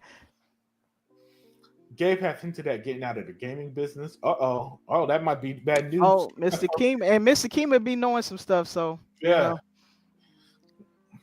Sony don't have the money for Steam. Well, they're never gonna buy it, but no, they not going. yeah, And I then think I don't think Gabe would hand it over to Sony anyway. I yeah, just don't. yeah. Xbox is killing PlayStation just out of sheer game volume. Sony can't keep up. Oh yeah, Exactly. they can't. Listen, that died the moment Microsoft got Bethesda. and it Yeah. just snowballed from there after getting Activision. Now that they've got all their studios. I mean, did you see the roadmap, Daya? No. Oh, it is nasty. Let me see. Is I should. it? Yeah, let me put that on screen so you could get a sense of how nasty Microsoft is right now. Hopefully, I can find it. Yeah, I people put all think this stuff on. Microsoft is so nice. No, they're not. They're brutal. They're Yeah. actually brutal. When they make up their mind about something, they just steamroll right through it. And unless you can stop them some kind of way, they just keep going. Mm-hmm. All right, now let me tell me. I mean, look at this. Especially look at the bottom part from 2025 onward. Okay, this is Like the green is 20. Wait a minute, that's no, the white is 2025, and then the oh, the green is white. coming later. Okay. But just look at this lineup. This is Oh, Tony sickening. Hawk. That's right. That did Yeah, drop. yeah, Yeah. yeah. The Outer Worlds 2, Ninja Gaiden 4, Fable confirmed for next year, ZK 3, Clockwork. I forget games like Clockwork Oh, Revolution. Clockwork. Yeah. Yeah, Forgot about Contraband, that. Perfect Dark in development, OD, Everwild. It's like Xbox. Listen, when who's that said that? Shizno, I think, talking about the sheer volume. And that's not including what I heard about Oblivion remake and Oh yes, Gears of yes, War yes. trilogy or something like that. Mm-hmm. That's coming. Yes. So that's it's they killing people with volume. Yeah. Not Eternal the Game says South to Midnight deserves a physical release. That makes no sense at all. When it's released on Game Pass, Game Pass cuts directly in game sales, and it taught them to not buy games. Here we go with this nonsense, dude. We just showed on screen that PlayStation who don't have Game Pass don't buy games. So the games do. By the way, the games do fine overall. So it's not that big of a deal. So yeah, release it physically. For us collectors, man. No excuses. Microsoft could. By the way, we're not talking about some small company that can't handle. You know what I'm saying, Dad? I can't handle putting out some disc Yeah, in they a could. plastic box. I So think so I think Xbox should just outsource it. It's yeah, fine to do that. That's what they should do is outsource it. yeah. Might Nightwalk will be better than South of Midnight. By the way, just saying. Hey man, if that's how you feel, that's how you feel. But you're not gonna trigger me by being negative about a game I'm excited for. He don't But even know. He don't even know how the game is going to even play. I mean, he don't care. Listen, these PlayStation fans, when they come, they just want to get a reaction, really. So he wants to be like, oh fuck you, blah, blah, blah, blah. And I was like, yeah. I'm just gonna ignore your comments if you're gonna yo. Little bit of shout out to her. She's so cool. She does more videos, but that's my girl, man. She is so Oh, cool. welcome. What are Thank you people for thoughts? joining us. Yeah, what are people thoughts on Valve was thinking of getting it, but haven't pulled the trigger? Oh, I love the game a little bit. Oh man. Absolutely love it. The I absolutely love it. gameplay involved. Where can I begin? It took me. Look, I was not a person. I'm not capping. I was not one of those Mm-hmm. people who was like, "Oh, a Evolve coming! I can't wait for it to come." I was reserved because I just wasn't being sold by what I saw in the trailers. It looked good enough, but I was like, "Dang, Obsidian always had these really good games, but this one's not catching me." I Mm-hmm. just decided to pick it up when it dropped. In Game Pass, 'cause I have Game Pass, and then I could not believe how addictive that game was. It was so fun. It's Yeah. fun. The combat is fun. Exploring is fun. I could not believe how much fun I had in that game. It completely took me by surprise. And then I said, "This is the Obsidian I know." Okay, Yeah. this is who I know. That's my response. That's from somebody who was not really expecting the game to really wow me. But Mm-hmm. it did. I had a lot of fun with the game. So Yeah, and I'm on the opposite end. I was hyped for it for years. yeah, I you was singing their pre-ordered it. praises. Yeah, So yeah. yeah. So when I was finally in it, I'm loving the game. Look, the only reason why I haven't beat it yet is because your boy until literally this week was so busy having Same. so much going on that Yeah, I would game like 1 or 2 hours a day type stuff or here and yeah, there. yeah. But this week is like, oh, finally I got a bit of a break, and I've been enjoying all these games again. Expedition 33 is in the April. Yeah, just like Oh, forgot about Expedition that. 4 days before Towerborn. Oh, I Both forgot on about Game that. Pass. Yeah, gosh. Yeah. Patrick said Kojima's back in bed with Sony. I bet you. I don't know, man. I know. Death Stranding 2 is coming out, but it's going to come to Xbox in a year after anyway. So who cares? Yeah. And plus, Death Stranding sucks. I hate that game. Yeah, it's different. It's like you're a mailman, in the Yeah, future or something like that. yeah. You, and you do nothing but walk. It's funny. I've seen people criticize games like Hellblade for being a walking simulator, and then when I play, and literally every time I see gameplay of Death Stranding, it's just walking.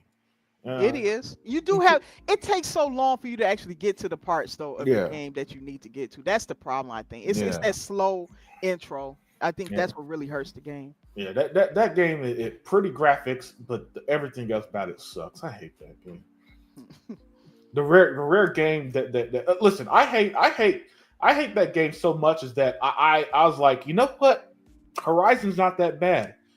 Wow. That's how bad I think Death Stranding is. But I'm like, Wow. because at least Horizon has gameplay, Yeah, it does. and I and mean, that and as annoying Aloy is to literally every single thing you do, she has to talk. Man, maybe if I walk here, I could throw a rock at the dinosaur to the little stuff like that.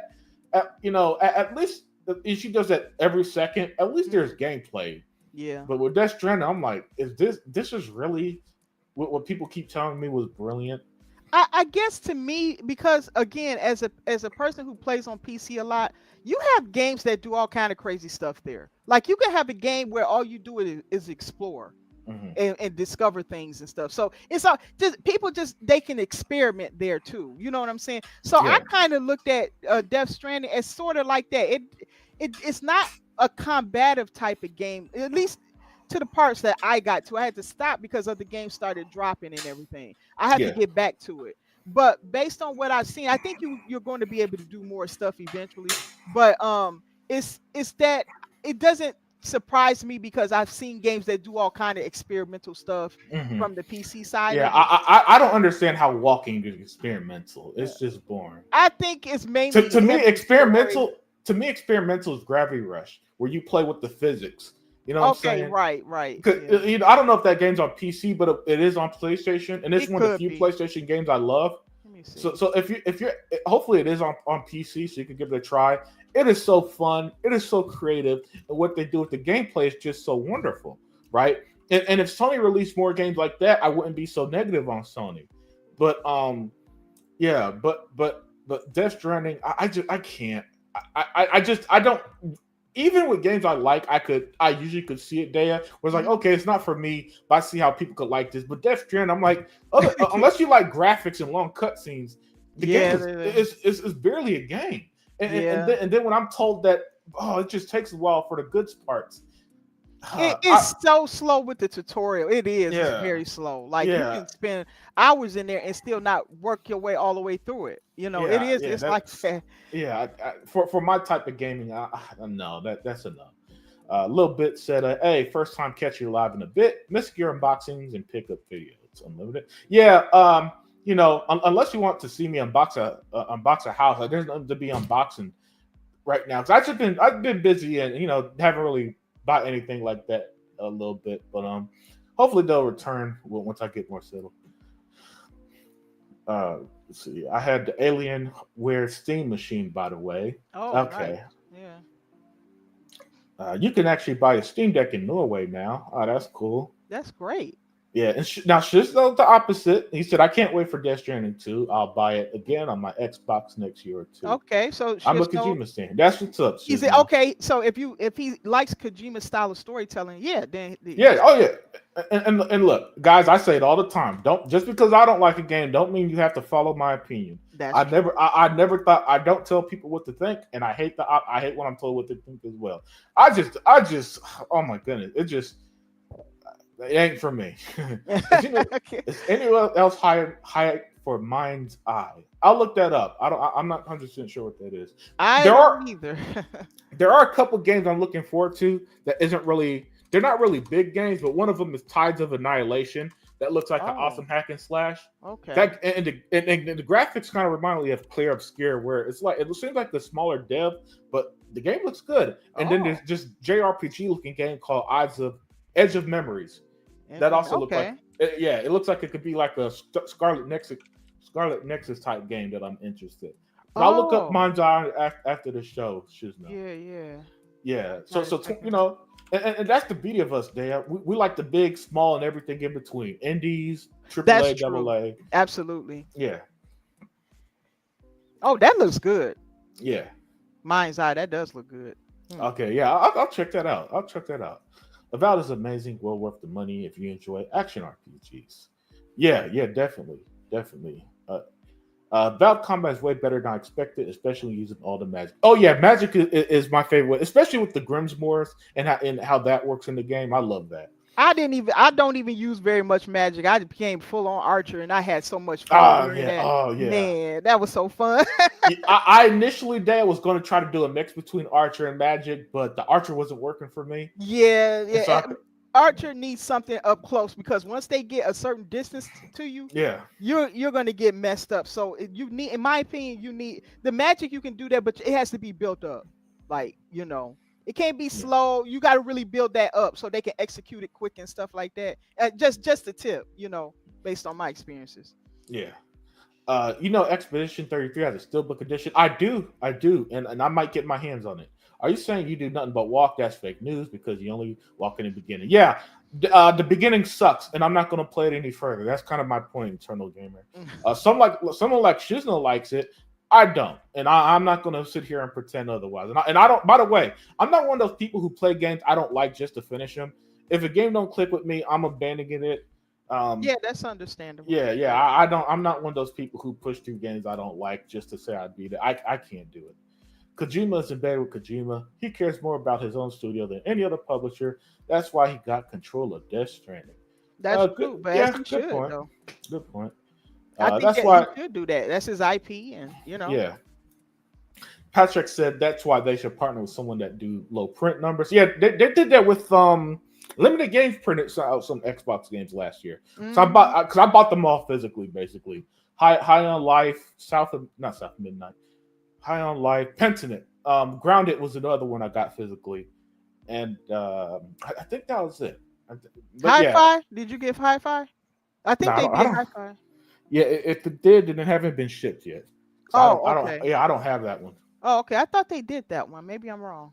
Yeah, he said I love that. Shouldn't say I love that Stranding, but it takes way too long to get into the action of it. You Yeah, really got to get to the next section to experience its best experience it. parts. That's true. Yeah, Yeah. fair enough.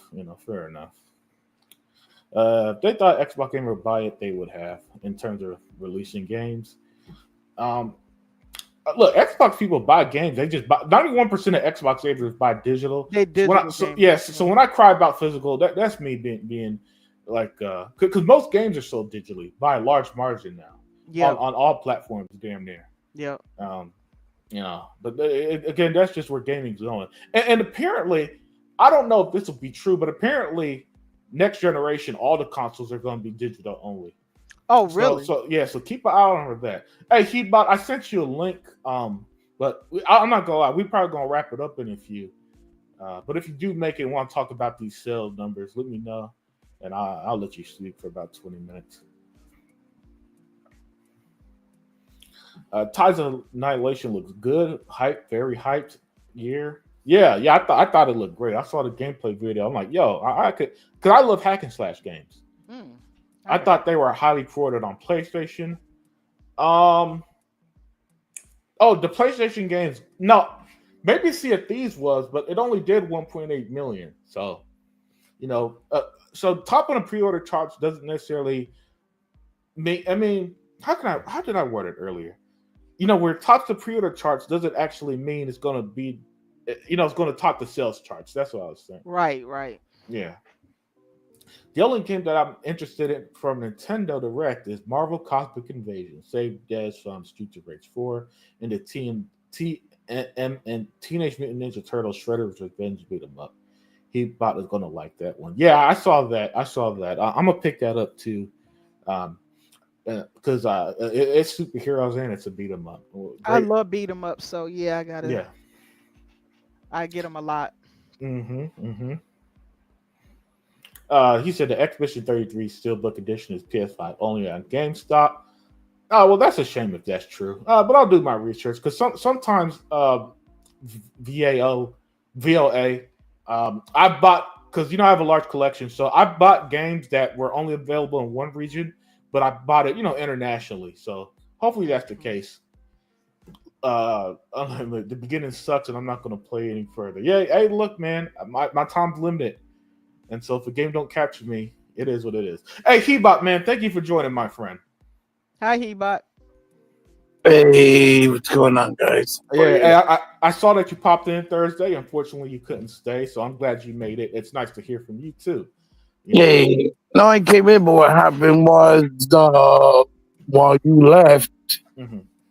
I, you know how sometimes, not sometimes, it practically happens to me all the time, but you know how every time when I'm doing the podcast, it always cuts off, comes in, then I gotta go jump back in, jump back out. Yeah. When it cut off, you weren't back yet, so I couldn't come back in. So he couldn't bring me in. So he was trying to get me to talk. Oh, okay. I was like, oh, all right, So I was basically in the uh in the back, waiting, Yeah. listening, but I couldn't come back in. That's basically because E-Rock didn't have the power, the control to bring me in. You did, but you were glad left. Right. Right. That's all. Okay. I'm sorry about that. Well, glad that you made it here with me and Daya. So I'm going to let you speak, and then we're going to wrap it up. But I'd love to get your thoughts on this. Yeah, fill me in real quick. I saw something about sales. What happened? What happened with the sales? Something came out and they talked about Yeah. something? So Xbox released some games on PlayStation, and Yes. the sales has not only been bad, they've been pathetic. Right. Sea of Thieves by far the best selling one at 1.8 million copies on the PlayStation 5. 1.8? 1.8. Damn, About it didn't even hit the 2 million that we thought. Right, yeah. right. Okay. It's going to get worse from here. Grounded. Oh boy. Grounded from Obsidian did less than 500,000 at 432,000 copies. Oh damn. Now listen to this. Hi-Fi Rush, a game that I heard people like Sega Forever said, "Oh, it's more like an old Sony game." It should have been a PlayStation game from day one. Yeah. Only did 137,000 copies. Oh, nice, beautiful. And Pentiment did a measly 14,000 copies, which I think you mentioned at the time. Pentiment, right? Yeah, 14,000 copies. And Age of Mythology only did 41,000. So the sales from the Xbox games on PlayStation are not selling. All right. You know what I'm saying? And so I want to get your thoughts on this because I thought, like, look, this is pathetic because we're constantly told that the PlayStation 5 sold 75 million units and blah, blah, blah, and all this other stuff. And Xbox is dead because now I can play all my games. And we've heard that the Xbox needs Sony. But these numbers prove that the Xbox is fine without them, in my opinion. Right, absolutely. Right. So let me get your thoughts, and then we're going to wrap it up for today. Oh, thank you for letting me at least talk. And Daya, how are you, my love? I heard you. I'm so sorry. Oh, okay, no problem. I heard you. You. I'm going. Your brother Kiba's going through it. I was just in the hospital last night, real quick. Oh man, I'm sorry to hear that. Yeah. Yes, I'm having I have and then start slightly enlarged prostate, so I'm having some issues. Yeah. So what's going on? So I apologize. No so real quick, prayers, okay. Yes, thank you, my love. Thank you. So basically, look, it's not a surprise in the sense that we all know that they don't even buy their own games, right? Then the other thing is that CFD was the most prominent one because CFD is what we call a streaming service type game where a lot of people play it as a streaming game to stream it.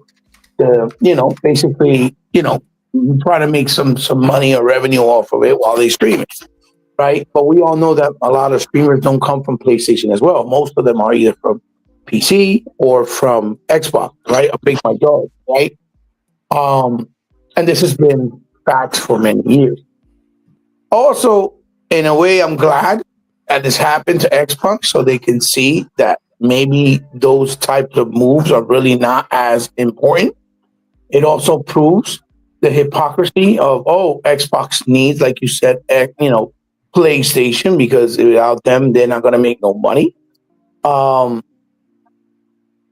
it kind of opens your eyes, right, at the fact that when they're saying now, at this moment, right, that Forza is number one selling on PlayStation Store, and the other one,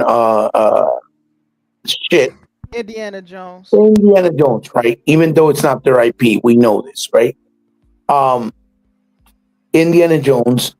Well, it proves two things. Number one, it proves this is why Game Pass is so important and why Game Pass works and why Game Pass is a game changer in the industry as a whole. Because many of those games, from Pentiment, Hi-Fi Rush, particularly, and Grounded, because of the fact that they're so different, so niche, right, so small, in the sense of they're not getting the attention, let's say, that Indiana Jones gets, right?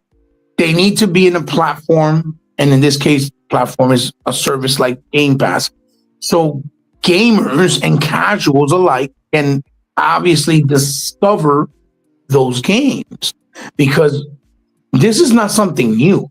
This has been the pattern for a very long time, for many years in gaming, right? I'll give you an example. Lollipop Chainsaw only sold 50,000 copies on the 360, right? Another example, Shadows of the Dam only sold 28,000 copies on the 360 era, or in the 360 era, right?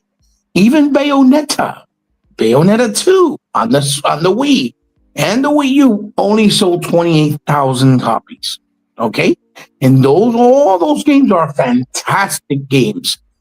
Not smaller, maybe double A, but fantastic games, right? That deserved an audience and that people should have definitely played, but did it, right? Now that we have a service and platform like Game Pass, when you put a game like that in there, the probability of more people playing it is a lot higher and more likely, because you're playing games basically at no risk. You don't have to buy it for the $40, $50, or $60 or even $70 price point, and you get to play it right on the Game Pass, and that people feel like, okay, this game is great. They'll go out and buy it. Hi-Fi Rush had 2.4 million players, okay, which is much higher than the 138 that quote unquote bought it. But I guarantee you, even the sales numbers, that's who bought it, for Hi-Fi, much higher than 138,000. Guarantee, right? Because out of 2.4 million players, you're not going to tell me only 138 bought it on Xbox, especially that the game is so good. Me, Unlimited, we bought the game practically day one, right? Yep. I know Unlimited I bought it too. Exactly, a great example. See? And we're all on Game Pass, and even you, they are a PC gamer as well, right? Yep. So you can play it on PC as well, right? So again, this explains, number one, because I said it's two parts, why, right? Game Pass is so important in this day and age, because these smaller titles that are fantastic by creative minds, right, that are absolutely incredible, are going to get overlooked, right, are going to get overshadowed, because people mainly pay, especially on a console like the PlayStation, that is a very casual console and market. What do I mean by that, my peoples, is that the PS5 is like the iPhone. It's the most popular, console out. So everybody and their grandmother are buying it because of popularity. They're not even buying the software. They're not buying the games. It's just, oh, what's the best console? PlayStation. They go and buy it. You see what I'm saying? And I've seen this time and time again. I've spoke this, ad nauseum, my brother Unlimited. I've told you guys that I go into a GameStop and I'll see a Mexican family, a Dominican family, because a lot of them Mexican Dominicans are in my township, that come in, right, for the first time, and they can't even speak English, right? They're basically just saying, what's the best console to buy in Spanish, right? And they'll say, oh, PlayStation, and that's what they buy. Same thing with this, right? It's the popular product. So they'll buy it, and they'll probably buy their kid maybe soccer, right? Because they're very, very popular and very they're big fans of soccer, in the Mexican community, right? Which they call it foosball. In football, they call it in Spanish, right? And things of that nature, right? If it's Dominican person, they usually buy the baseball, right? And not to sound like I'm stereotyping, it's just that's what they like, right? Yeah. So, and then after that, they don't buy nothing else. They'll make Call of Duty. You know, they want Call of Duty because that's the big, magnum opus that everybody wants to play, right? With their friends online, whatever. So Call of Duty, perhaps maybe a Madden, a wrestling, a Minecraft, definitely. You know what I'm saying? Roblox, things like that, right? That's it. And that is why their numbers are never high, right? Because they've had games there that came out exclusively to PlayStation from the Asian market predominantly, and they don't sell, right? And then you'll see them on Amazon and Best Buys and even GameStop on sale, like maybe 2-3 months later for like $12, $15, $20, $25, which in that case, it's already considered diminished returns. You're not getting more, meaning you're not getting no profit from it. Okay. So that's the first part that it proves from the two part that it's in. The second part is that that really opens your eyes, right? To when they say, oh yeah, that, Indiana Jones, thank you for correcting me, Dea, or, for reminding me. And Forza are the top sellers in PlayStation. Okay, they're the top sellers. That might mean to me that they're probably 10,000 copies that are being pre-ordered right now in the store as of April, right? Or as of March, or maybe 50,000 copies. That may not mean shit. People are thinking, oh my God, they're selling 500 million copies day one. No, they're not. PlayStation guys already adapted themselves, and they're already conditioned that they only play specific things and mainly casual things, which is Call of Duty, the Maddens, right? The Roblox, the Minecrafts, like we said before. Plus, even their big AAA titles, they'll sell like a certain amount of copies, and then after that, they'll keep adding the bundle numbers. They'll keep adding the copies that sell throughout the year, 2 years, when they're selling for like $20-$15, which is again diminished returns, and add it on and say, oh, to this day, God of War sold 40 million copies, and it's like 8 years later. You get what I'm trying to say? So they're skewed numbers. Basically, they're not legitimate numbers. All real sales numbers and profit numbers are at the initial release, which is the first day they release and 3 months after. After the third month, that don't even count. Those sales numbers are, they're basically lambent, right? They don't count. They're not making profit. That's why, if you remember, you guys, when they talked about Astrobot, oh, the greatest game, super highly accolades. As far as the accolades, they had great, reviews. And rightfully so. It's a fun game, probably one of the best games they've done in a long time as far as platformer, right? Mm-hmm. But they didn't mention the real numbers until 3 months later, if you guys remember. They didn't say it the first week. You remember that, right, Unlimited? Yep. Nothing was said. Nothing. As a matter of fact, you saw articles, which I still have proof of, that said, Astrobot's launch sales were lackluster in the UK, in Japan, really disappointing, blah, blah, blah, blah. Shit like that. Why? Because that is the real 1.5 million in 2 months at the time. Absolutely, but that was they waited almost 2 to 3 months later to say it because they knew because they would have released the million mark. Right. They knew if they would have released those numbers beforehand, they would have looked stupid because that's not profit. And yes, the game costs a lot cheaper to make than, let's say, something like God of War, right? But it still wasn't the millions, right? So again, you got to remember that most of their games are sold physically because they buy. Well, no, I can't say that because their digital market also is like 80%, right? Is it not? Is it not?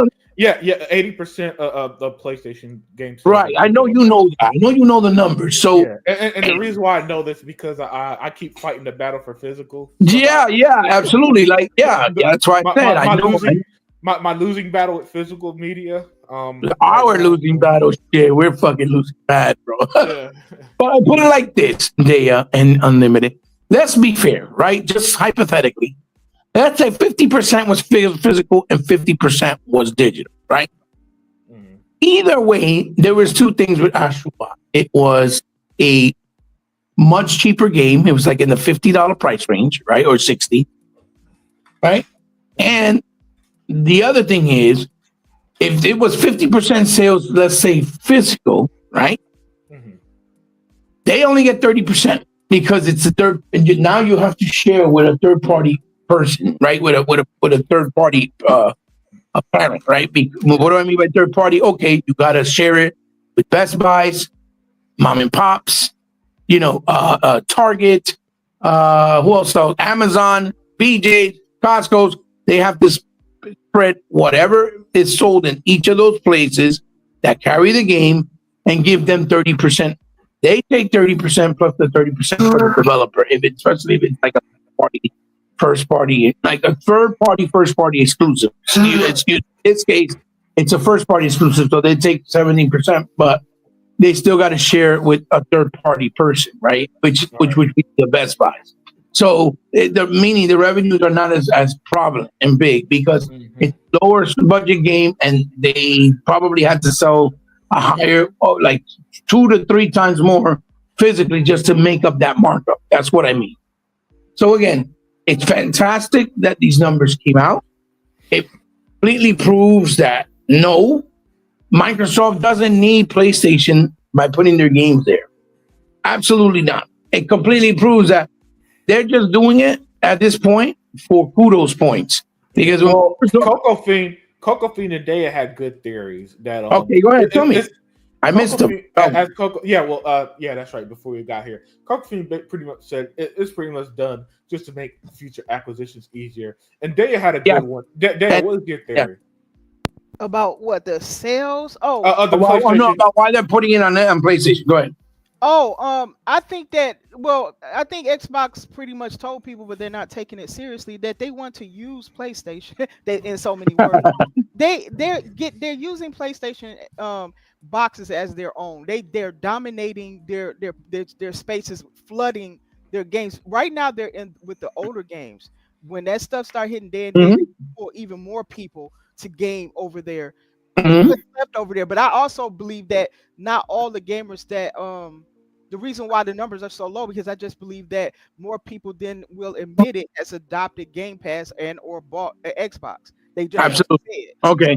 So here's my theory. I also think, and like I told my son, right?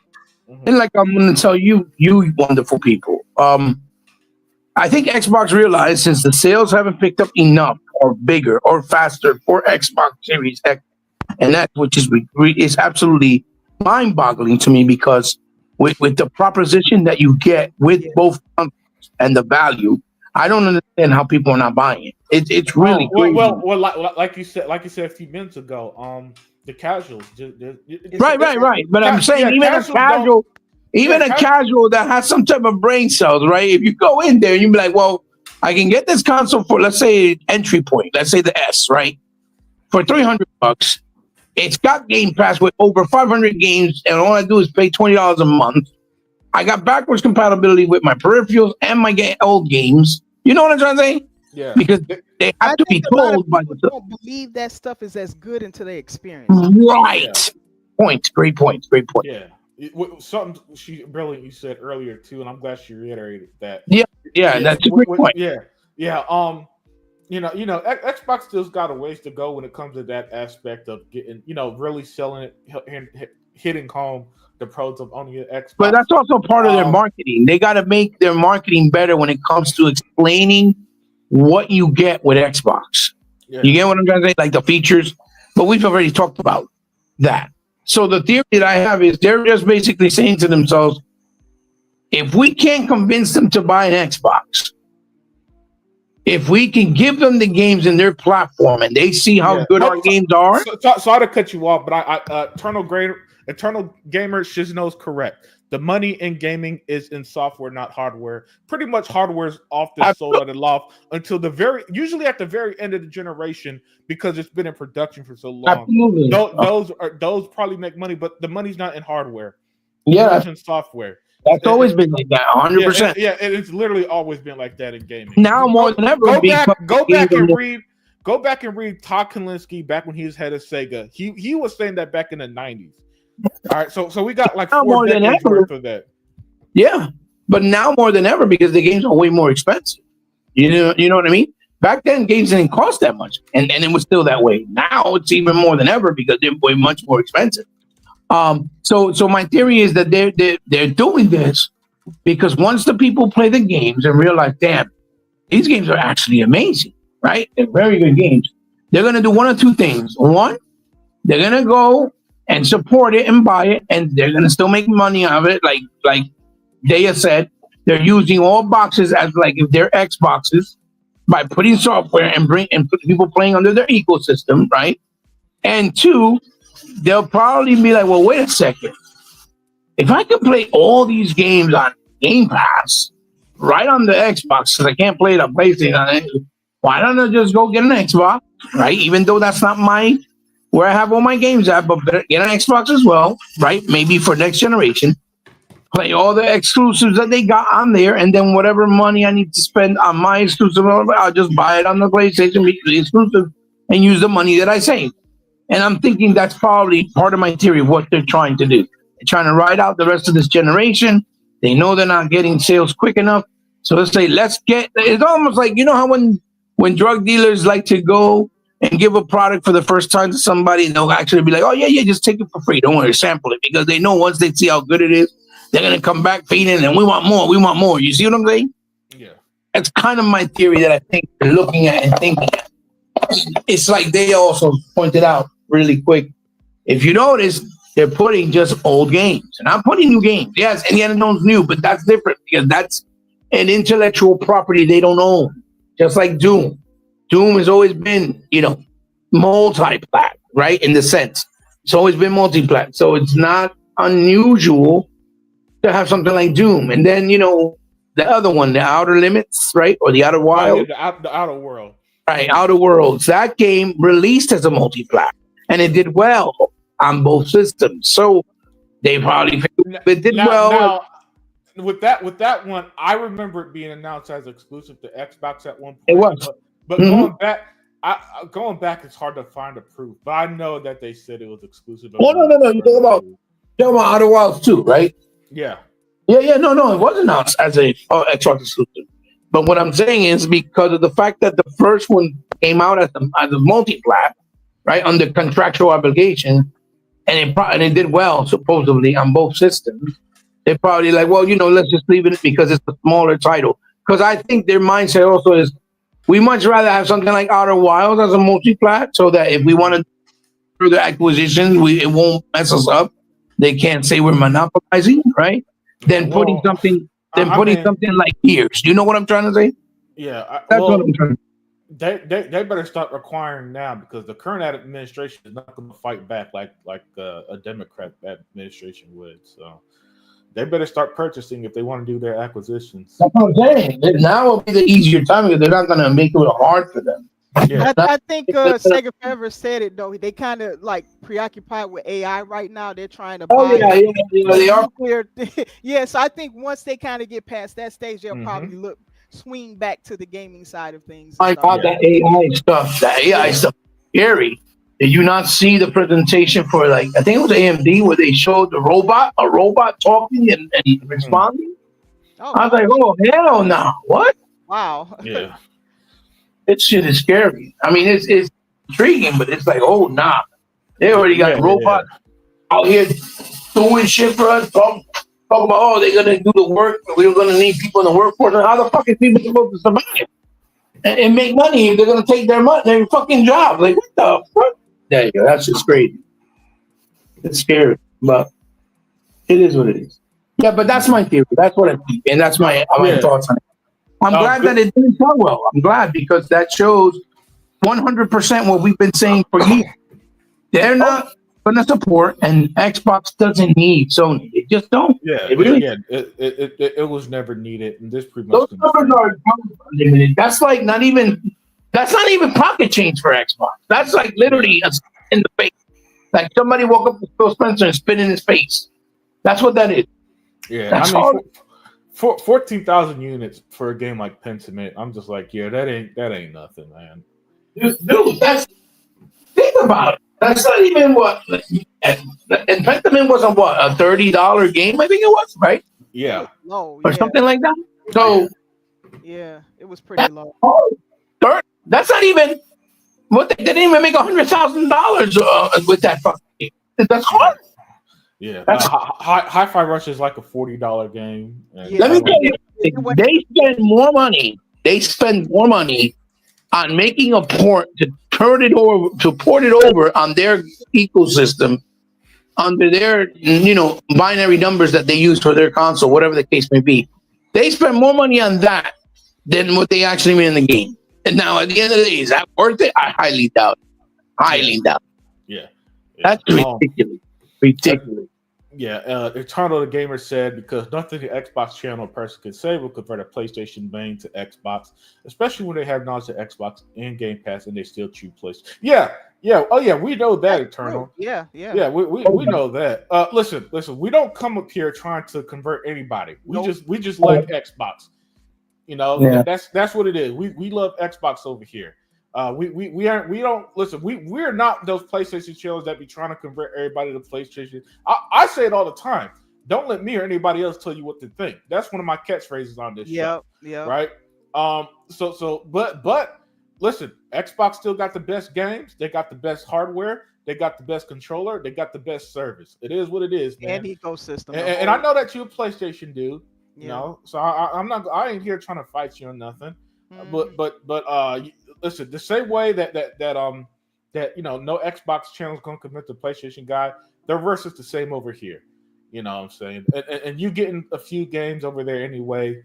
At this point, it is what it is. That's what Xbox chose to do. You may have bought it physically. I bought it physically as well on Xbox. You may have bought it physically for PlayStation, but it only sold 14,000. So of the 75 million supposed owners, nobody cares about these Xbox games over there. And that's the point. Maybe you do, but understand that you're in the minority, Eternal. And remember, those games are not physical because they only came on digital, because Hi-Fi Rush is not even physical. Yeah. Well, they were released physically to limited run. That's how I got mine. That's what I thought. Yeah, for Hi-Fi. Yeah. That's what I thought. Yeah. I don't know about Hi-Fi. I don't own Hi-Fi Rush. I don't think that was released. Let me look at. I thought Hi-Fi had. Hi-Fi Rush is supposed to get a physical through limited run, but it still hasn't been announced. Oh, they still haven't done it. Okay, yeah. No, it hasn't been announced yet. It hasn't been done yet. I know because I said I was going to buy a physical. I said that's when I'll buy a physical. It has not been announced yet at all, and that's a bad sign. That just tells me that they might not have gotten enough for pre-orders for that. They're thinking, and they're like, "Well, should we do it? Should we not?" Because they saw those PlayStation numbers too. But remember, they love to cater more to PlayStation than Nintendo. That's their favorite. You know what I mean? Yeah. And if those two platforms didn't sell well, what the hell do you think they're gonna? You know what I mean? You know what was funny too? How he about cut off, man. Cut off, yeah. But when he comes back, I want to say because I'm here. I'm sorry. Okay, good. Yeah, because Hi-Fi Rush exposed too many people. Because all I ever heard was that we need more games like this. This game is such an old school game. I've even heard people say that Hi-Fi Rush is more of a PlayStation game than an Xbox game. Yeah, that's what I'm saying. Absolutely, that was what they were saying. Hi-Fi Rush is a game that screams PlayStation. Like, what? Yeah, and nobody bought it, man. And exposed, like, that game probably exposed them more than anything on this list here. Sure. Yeah. Well, that's what I'm saying. That's what I'm saying. That's good because now you see the metrics in real data because numbers don't lie. Yeah. You know what I mean? Numbers don't lie. The same way they love using the numbers when it comes to sales for Xbox, right? Mm-hmm. It's funny how you ain't gonna see nobody talk. You're not gonna see IGN or say Kotaku or anybody talking about those numbers of the sales. Anyway, by the way, where did you get the numbers? Who released them? A research group called Alina Analytics. Oh, okay. They put it out. See? Somebody that we barely even heard of. That's what I'm talking about. Yeah. You're not going to see Kotaku or IGN put out those. It seems that Xbox games have really not done well on PlayStation. They're not going to do that. They're not going to do that. They're not going to do that because that's going to make them look bad and expose the fact that, what we've been saying all along. Xbox does not need Sony or their gamers at all. They just don't. How Steam is. I didn't see that graphic before. Yeah, I just sorry. Yeah, I forgot to put it on screen. I'll give you guys another example. You know what's another graph that I pulled up, and I'm gonna see if I can get the newest one. Yeah, go Or if you can't try to send it to me. Maybe I could put it on screen. yeah, Real quick. But yeah. yeah, It was the real one quick, for real it was the quick. one for the Eternal the gamer is exactly a lot of PlayStation fans. He said, "I don't care about Xbox games at all, but Pentiment is a good game, so I bought it on my preferred platform." Now, let me ask you this, Eternal: did you originally play Pentiment on Xbox through Game Pass? Because how did you know it was a good game if you bought it? Because it sounds like you bought it because it was good. right. Now, did you buy it based off reviews, or did you play it on Game Pass first? Was it did you get it? Word of mouth? I'm curious on how you know Right. it was game Well, he good said before he you bought doesn't it. even like Xbox games, so I guess he wouldn't be interested in. Well, no, yeah, so that's another good. And I'm asking out of curiosity because okay, PlayStation fans don't care about Xbox. That's fine because I don't care about PlayStation games like that, or else this would be a PlayStation centric podcast. So that's cool with me. But I'm just curious on how you knew Pentiment was a good game because I didn't know because here's a PlayStation game I did like, Gravity Rush. And I only liked it. I only knew that because I played it and gave it a chance. I didn't know it was good. I barely even knew the game existed before. Because I got PS5 for free basically, and I just saw it on, bought it on sale. And like, oh, it didn't turn out to be probably the best PlayStation game I played, and from a studio they killed off, unfortunately, because nobody bought it. You know what I'm saying? Because nobody bought Gravity Rush 1 or 2, which is a shame. The same way nobody bought the last Guardian, which was pretty decent. Yeah. Nobody bought Concrete Genie, which was an amazing, unique little game as well. The same way they didn't buy Papo y Joe. You see, and believe me, I didn't even know the last two games existed until now. I never heard of Papa Ejo or Concrete. Yeah, Papo y Joe is basically a little kid with this big creature, almost like, think of it like where the wild things are. The story. Like that. It's a little boy with a big creature that they meet, and it's a platforming action adventure, completely unique, really fun, really cute, like sweet story. Where his father dies and this other stuff. It's very well done. The same way they did one called Rain, where the whole game takes place in the rain, and you have to use the rain to help you also platform and do things through the world. Very unique. And again, these are games that I'm not a PlayStation fan, but I follow good games. I follow games that are intriguing and unique. Right. And I guarantee you, most of these guys like, Rain. What the fuck is a Rain? Papo, what the fuck? It's like Majin and the Forsaken Kingdom on 360. A fucking fantastic game that nobody played. Amazing game. And I wish they brought it back out. And I wish it was not compact. It's called Majin and the Forsaken Kingdom. Another incredible game. And again, people are, what the fuck is that? Because gamers follow good games. Okay? And I go deep. I pay attention to every game that people don't, because I know that's where the best games, the most surprising games come from.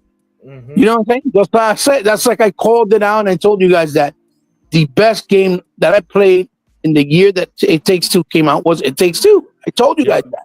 I said it's the best game, hands down. And of all the games I played, the year before that, I told you that I loved Gotham Knight. Gotham Knight was my game of the year.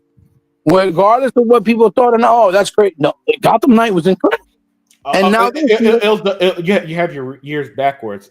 It Takes Two came out 2021. Oh yeah, that's what I meant. I'm sorry. I know what you're saying. You know what I mean, right? And to its credit, it did get some love winning Game of the Year, surprisingly. So I'm glad that game actually got. Hopefully, Split Fiction, which I still need to play, and I need to hit you up on that. I apologize because you did. No, it's fine. I beat it with my son. The game is by hands down my Game of the Year so far. And it's doing stuff. I'm telling you guys, the game is doing stuff that you've never seen before, ever. This guy is a fucking genius, and his team at Hazelight Studio, they're incredible. I don't know. You can tell that they love video games. Like they're fucking incredible. Oh my god, it's a great game. Great game. He's swinging 3 for 3 for now, and what I'd like to see him do. 4 for 4. And brother was fucking great too. I'd like to see him pull that over to single player games, only because I mostly play them since Well, that's one thing he needs to do. I I live alone and don't have time for that. Yes, I know. Yeah. I know. But what he needs to do is, with his games, that's the one thing I can say and complain about. He needs to create a AI.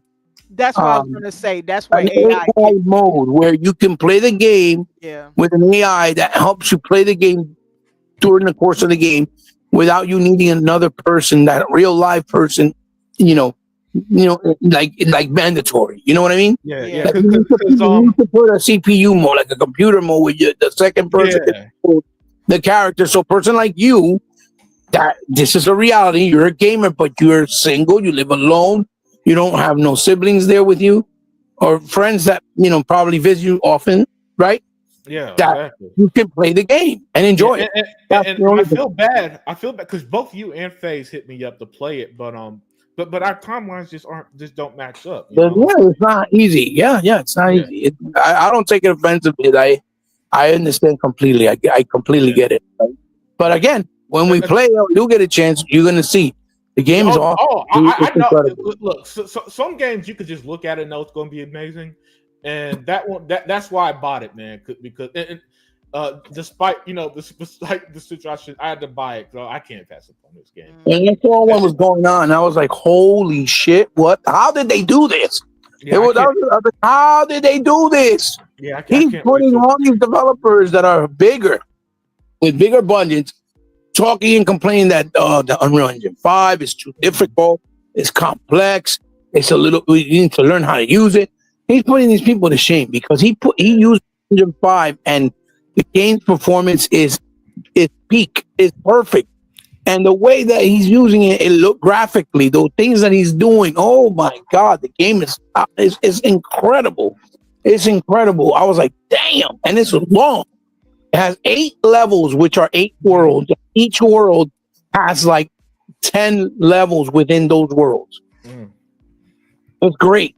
And you fight 5 bosses in each world. But it's the idea, the ingenuity, the things that he's doing. Oh my God. These guys, you can tell they love video games. They love it. They love video games. They love it. And I know it's hard to say because I'm looking forward to Start for Midnight. I already bought the $10 version.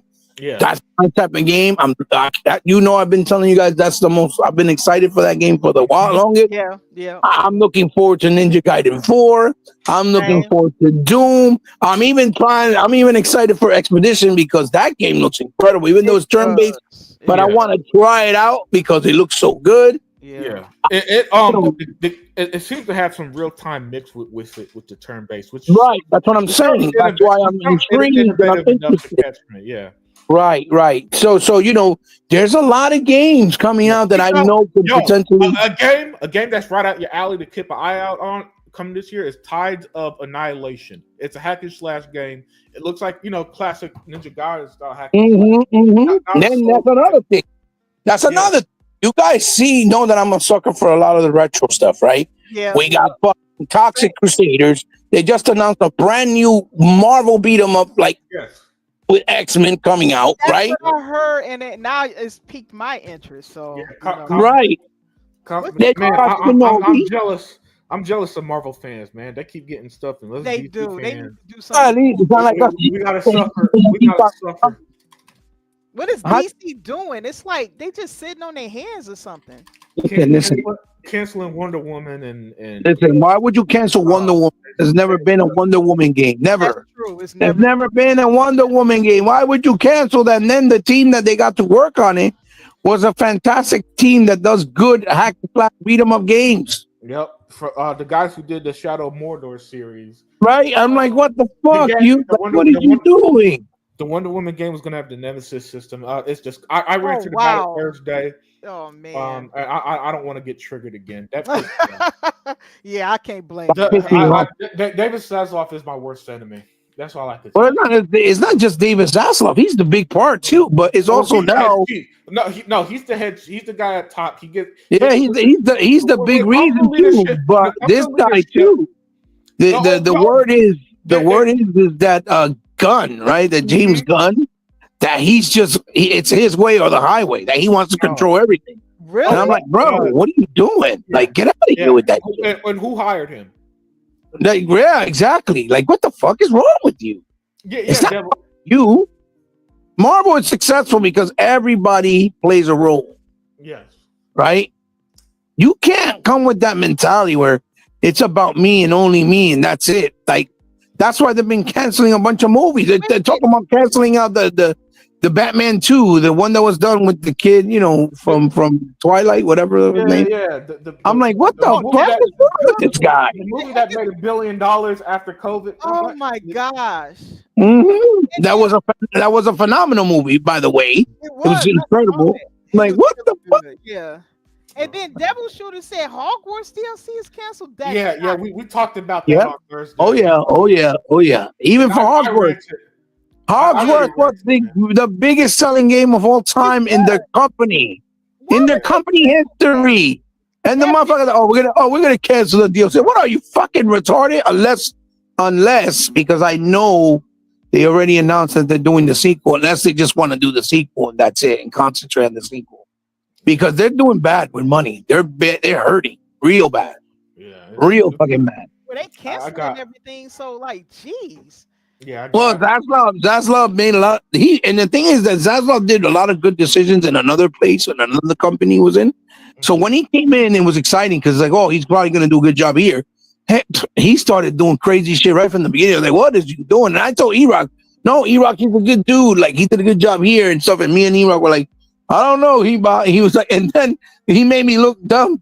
He made me look bad because he started doing all this fucking crazy. I was like, oh shit, this guy's retarded. What is he doing? So that was, and then when he hired James Gunn, I was like, oh, nah, this fucking guy's stupid. I'm done. This guy's stupid. How do you cancel that Zack Snyder stuff after you announce it and then bring in James Gunn? Look it out Like, with what Zack the? Snyder. I don't know Oh, why. hell no. Hell no. And Yo. then they reintroduce another Batman only to cancel that too. I don't know what they're doing. What Yeah, for what? If that new one is incredible. For what? It It was. was. And then remember, Ben Affleck. The cinematography was A+. It Oh, was. absolutely. Absolutely. And the acting. They had great actors, great story, great premise. Zoe Kravitz as Wonder Woman was Yeah, she did a good job. She did a real good job. Yeah. And the Penguin, the fucking Colin Farrell's the Penguin. He did a great job too. Honestly, Like, I didn't think I would be sold on that, but they sold me on it. I was like, I Oh can't yeah. wait for the next Oh one. yeah. John Turturro as fucking Falcone. Like they had some, this guy No, that young. even Colin Farrell as the Penguin, and that had a really good spin-off. Yeah, that's what I'm saying. as well. He was fantastic as the Penguin, and then the other kid, the one with the glasses, that played the Riddler. The Riddler. He was fucking great too. Like I was like, what the fuck? Like these people are nuts. You crazy? You're fucking nuts. And then everything he does, he wants to put comedy in it. When he did Suicide Squad 2, he pissed me off because he killed off all the main characters. What the fuck are you doing? Yeah. He got me, man. He kissed me off. By the way, that's another great game there that you should play. And it was fantastic. And it went under the radar. Now people are discovering it, which was Guardians of the Galaxy. I The one they did. Yeah, That game is so good. That game is good too. That's a good one. That was my 2021 game of the year. Oh yeah, that game was good. That was a good game. Very good game. Mm-hmm. Yeah, that game had some of my missing games and had set pieces, because it was a linear action adventure game. So with those type of games, you could fit in those big set pieces. It was level based. Because it was level based. When you do things level based, even though I told people it takes away the idea or the feeling of freedom, right? But when you do it level based, you can do way bigger, more episodic type of things, like big, grandiose boss battles, big set pieces, like Unlimited just pointed out, cinematic moments that look crazy and like doing nut things. That's why I prefer level based, not because I have anything against open world, because I don't want Limited loves open world, but that's why that's why I prefer them. But people don't get that. They need to keep doing both. Don't do just one type, but do both. Yeah. It's just harder when you do. That's why beauty of games like South of Midnight. That's what I'm saying. That's what I'm saying. Yeah, versus a Valve. Valve is a open world, but you got semi. Thank you, Dea. Semi-open world, or even Sandbox, which is basically a big map, and then as you're playing, Yeah, you and you like unlock an area, it opens up another area, and it yeah, feels like levels, right? yeah, Even that, that's like a Tomb Raider. The way Tomb Raider is, Tomb Raider 1 and 2 and 3. The Yeah, Tomb Raider. sorry, no, Manuel. I 100% disagree. Fuck that bullshit. Canceling Wonder Woman game is the one good decision WB Games has made in Nah. life. Decision shut it all down. Besides, fuck that. No. Why? First of all, why do you want less games? This is what I don't understand about a lot of these. Well, we need Wonder Woman. We never had. Yeah, we never had a big budget Wonder Woman. Monolith Studios was a great studio who made games like a Shadow of Mordor and Shadow War, which came out a decade ago. So don't tell me the last decade was all garbage. Games like Gotham Knights was my 2022 game of the year because it was Gotham Knights game. The Gotham Knights combat system is great. Yeah, it was. It's very good. So like, dude, you may laugh, but nah, man, I can't get behind this whole like listen. Just because again, you don't like it, don't mean that I have to suffer because you don't like it, man. Yeah, so I gotta suffer. That goes vice versa for anything, right? Yeah, that's like us saying, "Why the fuck you made Pentiment?" Clearly, somebody liked it. He was in the goddamn comments and said it. Oh, I love Pentiment. Yeah. Like, there you go. We don't like. Ain't just him. Sure A lot of people praise that game. It's well made. Above and beyond. It's just a small. I spent 10 minutes. I spent 10 minutes hating on Death Stranding, and the comment section was lighting me up, telling me how great that game was. The problem with look, this is the problem with Death Stranding. Death Stranding becomes a very interesting game when you invest way too many hours. You gotta play like 10. You gotta play like 10 hours of Snorefest, right? To finally get to the meat of the game. And once you play the 10 hours, then the game actually becomes intriguing and interesting and fun. But those fucking first 10 hours, oh my dear God, it's fucking a Snorefest. It's so bad, it's so boring. I'm playing the game. I was like, oh my God, it's horrible. Jesus Christ. Forever to get to basically it's a sci-fi mailman simulator. That's what it is. That's basically what it is. That's it. And then the cutscenes are like 2 hours long. At 20, right there. They are last. You know what I'm talking about.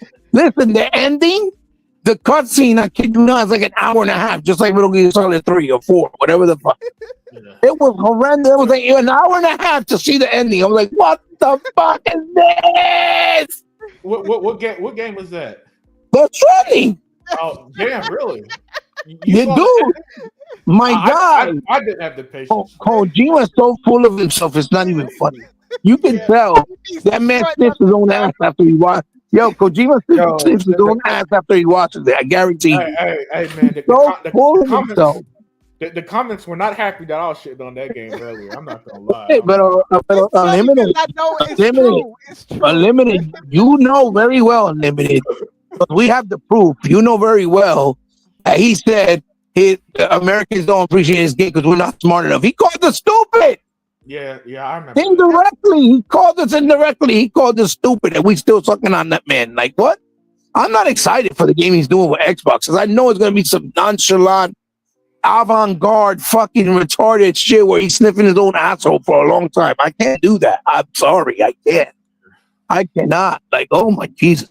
My son finally beat it. I played like 20 hours. I was like, oh, I can't do this. This game is like, oh my Jesus. I can't do it. I can't.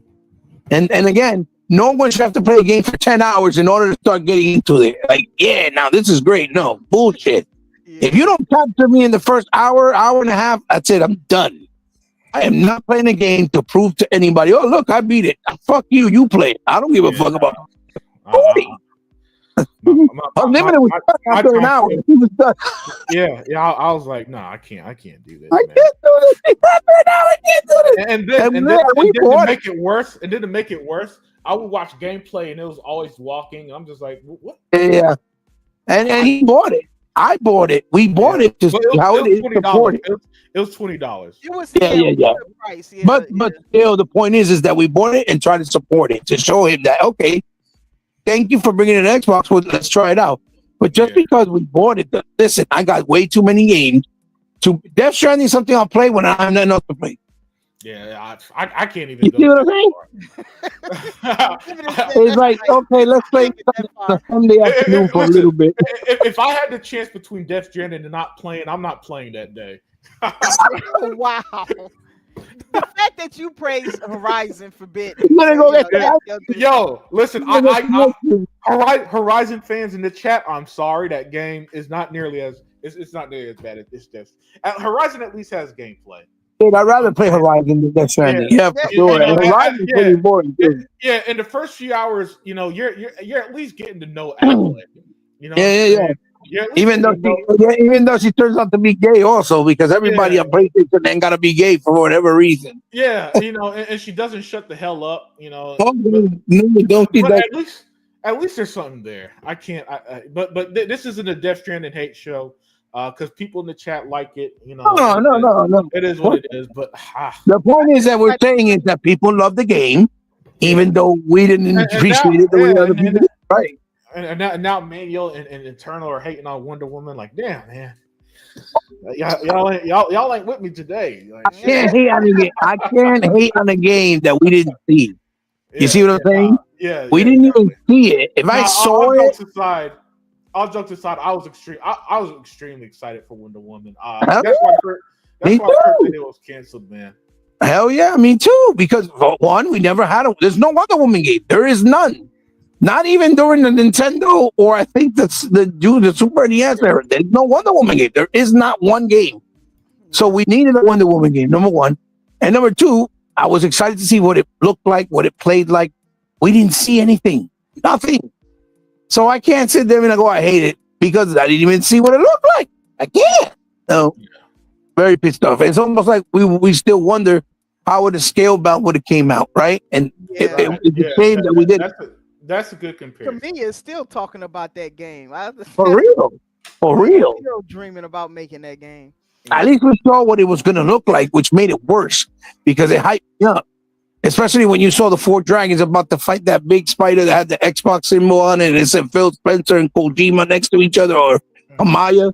I'm like, oh, this is going to be epic. And I'm more mad about that shit. You know? But seeing it also make it worse because then you get the taste for it. Like, ooh, this looks dope. And then you don't get it. It's like, damn, at least Wonder Woman, we're blindsided. We don't know what it looked like. So, okay, all right, we have no connection. But if we would have seen it, it looked amazing. And then they said it's canceled, I would have been even more pissed. I'm like, oh, man. But I'm with E-Rock, though. Fuck WB. They fucking up big time. They done too much stupid. They fucking up big time.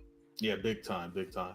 Big Emmanuel, man, you didn't like Monolith Studios? I thought that they were. I liked Monolith Studios. Same here, but I don't get it, man. I don't get it. But hey, man, that's your opinion. Same with you, Eternal.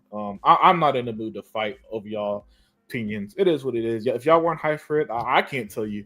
I respect it. I mean, all I know, I was looking forward to it, man. And nothing y'all say was take the pain away.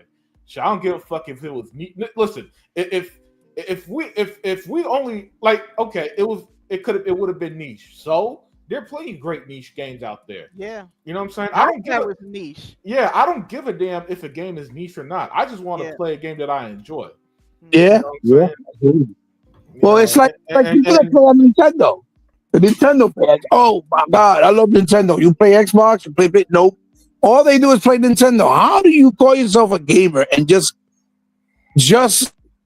convince yourself just to play on one console and not try anything else out? Like if there's no other good games. Yeah, you know what I'm saying? No, I disagree because I mostly only play on Xbox. Listen, if I touch my PlayStation, a lot of other games though they don't. Unlimited, but unlimited. You will play Bayonetta 3 on Nintendo. Yeah. You would play Astral Chain. You would play Ultimate Alliance 3. You would play Luigi's Mansion. You're not going to close yourself from trying a good game out, is what I'm saying. You get what I'm trying to say? Yeah, that's the difference. I kind of would, because the only reason why I have a PlayStation because my brother gave it to me. Other than that, I would have never. Yeah, I know, but you'll still play it if you got the chance, is what I'm saying. You wouldn't say no. You get what I'm saying? No gamer would. No gamer. You wouldn't say no. These people. Oh, hold on. Eternal Gamer.